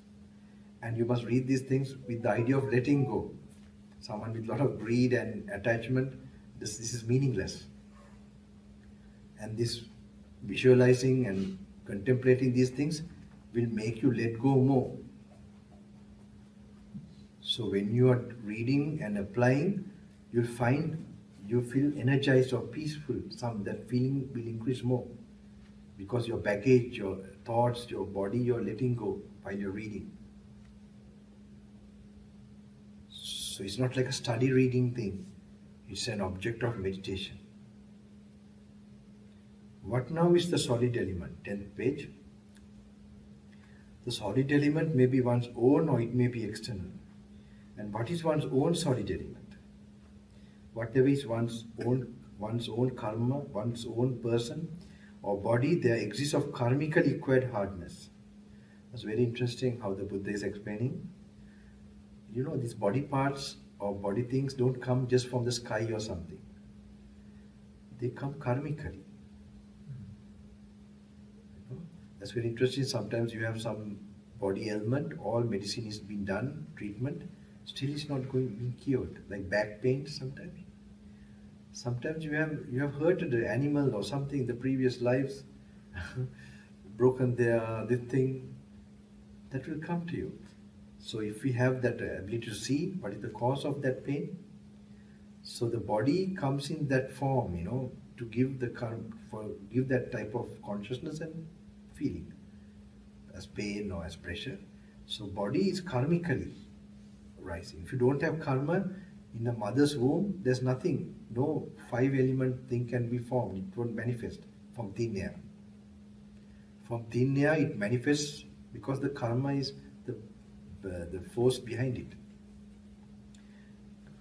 Karmically acquired hardness, firmness, such as the hairs of the head, hairs of body, nails, teeth, skin, flesh, sinews, bone, marrow, kidneys, heart. This you should visualize. It's not like you're noting this heart immediately with blood and all that. You must visualize. Bone is white and so on. Heart, liver, diaphragm, spleen, lungs, stomach, bowels, mesentery, excrement, and so on. This is called one's own solid element. Now, whether it be one's own solid element or whether it be the external solid element, they are both merely the solid element. This is where the wisdom part happens. It's very subtle, when you look at it in terms of like that, the true nature, it is simply solid nature. Like if you have, for example, urine, fluid nature. Whether it's in your body, you might feel it's my urine. But when it goes to the toilet and then mixed with the water, so the external solid element, they are both merely the solid element. And one should understand according to reality and true wisdom, this does not belong to me, this am I not, this is not myself. You have to slowly awaken that awareness or observation thing. It's not at once coming, so you have to calm down. More you are calm and peacefulness in mind, you can do this easily. But now with the fluid element, it goes on, the fluid element also. So if you have the water in the tap and the blood that is running in your body, you can mentally see, is there any difference? With the idea of letting go, there's no difference.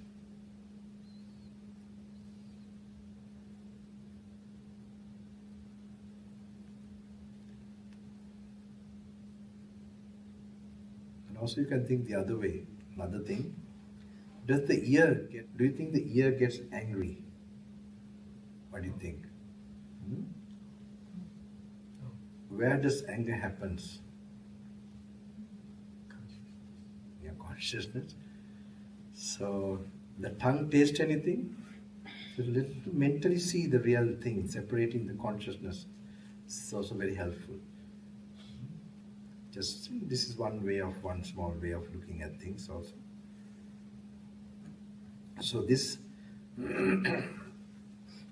so the last one, the 11th, page 11, just as one calls a hut the circumscribed space that comes to be by means of wood, rushes, reed and clay, even so we call body the circumscribed space that comes to be by means of bones and sinews, flesh and skin. So mentally, these are all mental good meditation objects. And and the other one in 13, page number 13, we already had. Now though once I, page number 13, dependent origination of consciousness. Now though once I be intact, yet if the external forms do not fall within the field of vision, and no corresponding conjunction of I and forms takes place, in that case there occurs no formation of the corresponding aspect of consciousness. Although once I be intact and the external forms fall within the field of vision, yet if no corresponding conjunction takes place, in that case too there occurs no formation of corresponding aspect of consciousness. If however one's I is intact and the external forms fall within the field of vision, and the corresponding conjunction takes place, in that case there arises the corresponding aspect of consciousness. Hence I say, the rising of consciousness dependent upon conditions, and is without these conditions no consciousness arises, and upon whatever conditions the rising of consciousness is dependent, after these it is called consciousness whose arising depends on the I and forms is called I consciousness. Consciousness whose arising depends on the ear and sounds is called ear consciousness. Just take it like this. That's very important. Buddha directly telling. Otherwise people try to explain so many ways, and this won't do. Okay, I think we can just you gave me 2 hours, that's enough, thank you. So, any last questions? Okay, yes. I'm very happy to see that you have gone a long ways in your spiritual path. In all your awakening times, you'll be following that path. But what about when you are sleeping? Do you have dreams? And are your dreams like that of a layman's dreams, or are they related to your spiritual path? Sometimes worse than your dreams. Tell you honestly, yes, sometimes, but it's better. I don't think I'm having too many now. You don't know me entirely, only by this, maybe sometimes wrong introductions of anyway, but anyway, I find I can sleep when I want to sleep, that I find these days, because now the time is the thing, but when I decide to sleep, I could sleep. But I do have, I do get, but sometimes I wish I have sometimes dreams of my gurus or somebody, and this sometimes it happens, and I'm very happy. But now the dreams are getting better and better. I'm getting old also, so less of all these other distractions. But yeah. Yes.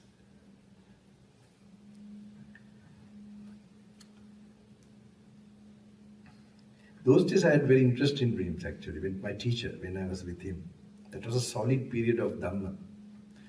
Even the impermanence I sometimes getting in the entry. Yeah, it was when reading those Skanda and the original teaching. That's a very. I don't think I ever got such a time after that.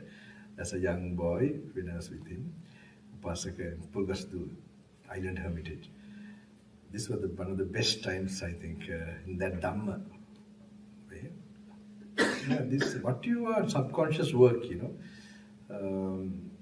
Of course, sensual aspect in the past, it was I had to struggle with a lot before becoming a monk as well as after a monk. So it took some time. But I think now with my age and all that, I feel it's nice, good time to practice more. This will overcome. It's very important, I think, putting the wisdom into your system. Otherwise, even at old age or whatever age, still the same thing. The body is old, but this thing is coming. So we have to keep on, cleaning going on, then it will definitely. I tell sometimes if you keep on practicing, you'll have a lot of problems, obstacles. But if you continue practicing, I have many experiences with my life regarding this, so much problems, but continue practicing. Then Mara also will get tired sometimes. Mara's effect will come, but if you're a continuous practitioner, this is the secret. One thing that makes us stuck, the main way Mara comes is our ego.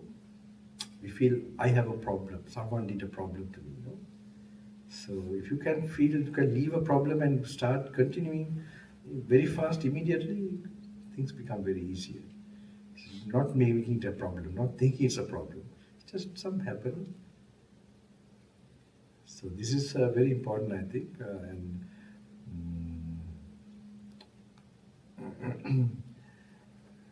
Yes, I didn't expect such a question. Anyway, normally I like to tell the truth about what is going on. Any other last?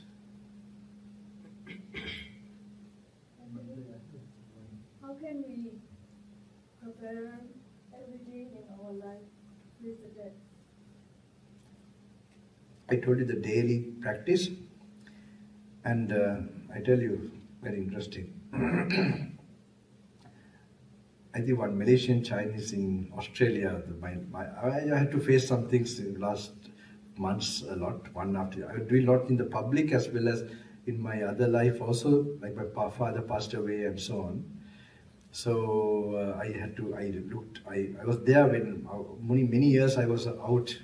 They couldn't find me or I had to meet them time to time. But towards the latter period when even my brother was out and nobody was looking after them, I was with them. Actually, I was there at the right time and giving them support. So one of them asked me, how did you say your goodbyes to your father? Okay.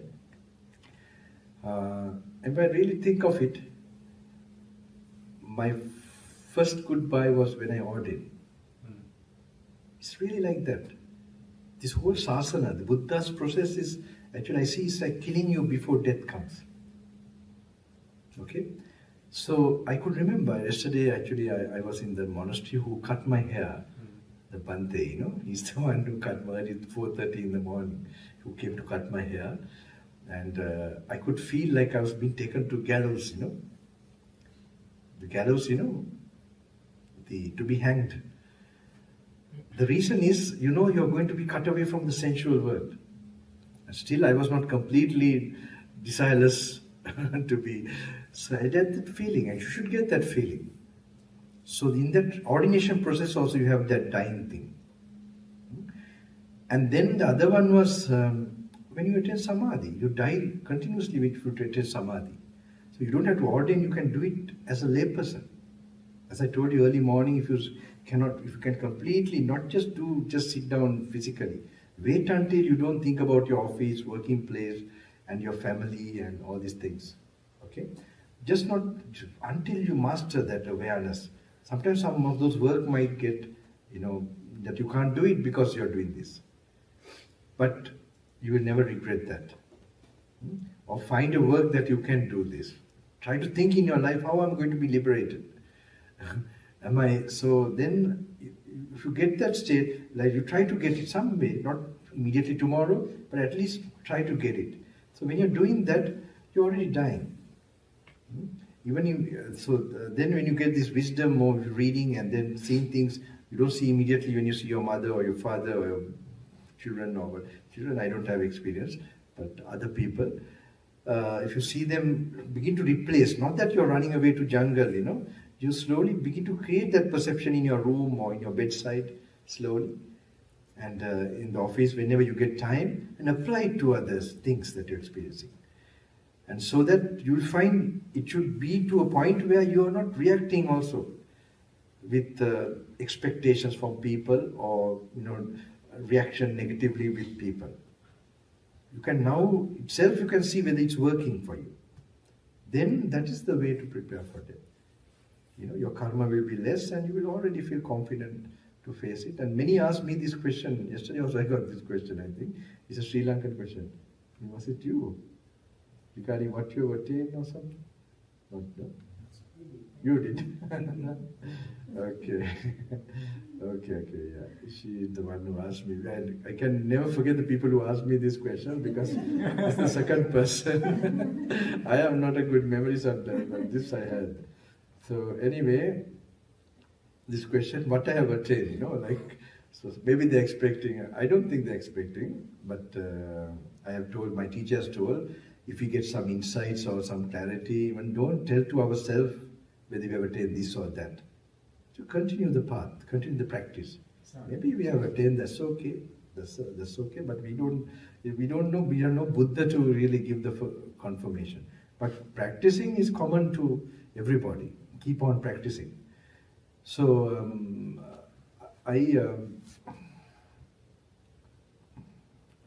if I stop, I'll forget everything, you know. Maybe I have,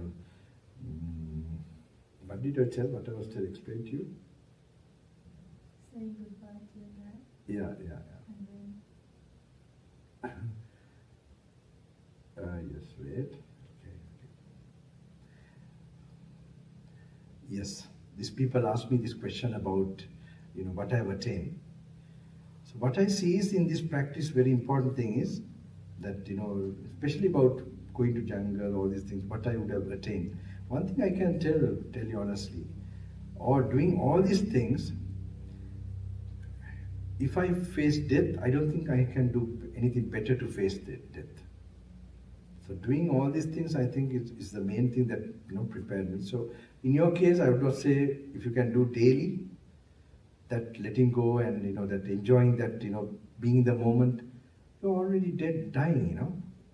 Right? Your desires are dying, reducing. So less desires, then easy to die. No desires, no problem, no death. You don't identify with what dies.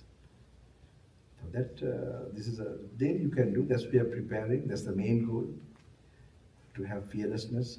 Fear comes from desires, and desire comes from ignorance. So the real thing is getting this wisdom will remove the desire from the root, and then you will be at peace. It's not, don't think too much. We are now also born and dying. So to be a perfect person in this present moment, that death will be looked after. Okay? I had a question quickly, maybe. No, I think there's a question. No, the last one. Oh, okay. I was just asking, like, in this busy world, like, what is the most important thing to meditate on? Like, if we just Compassion have, like, meditation, good. Yeah. Like, Compassion meditation. Visualizing compassion, it will be creating good energy and merits, and Buddha's qualities, where tears will come. Buddha or any other spiritual inspiring, I would say something, to keep you always high on the practice with faith. And these things, and take a book with you where you're going and try to read, even in the toilet or anywhere, doesn't matter, just use the time. So,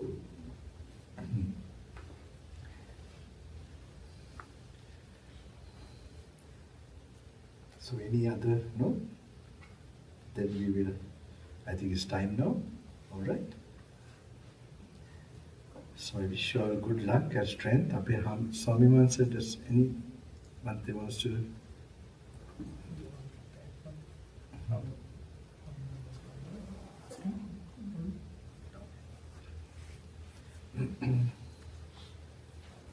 One thing I want to tell after this thing, actually, try to be silent tonight. Take some food, take this energy, all right? Just take this energy with you, so that it will help you on your path very fast for you to do more things. So try to keep this energy. Tomorrow morning you can talk. At least tonight just be with the yogis or practitioners who lived in silence, the main prerequisite for enlightenment. So I wish you all strength, good luck, and success on your path. May the Devatas give all protection, and the Buddha Dhamma Sangha, that blessings come to all of you to go on this path without any obstacle in this life itself. May the Devatas and all other beings who like to protect this noble practice and path out of compassion to human beings, and may this merits you have accumulated to your parents, your relations, and all living beings from the lowest to the highest, get a share and encouragement to go on this path, especially beings who are human beings in this country and all other countries. May they get a touch of those greatest compassionate masters, so that beings are capable of liberation, that they get an opportunity, and other living creatures too.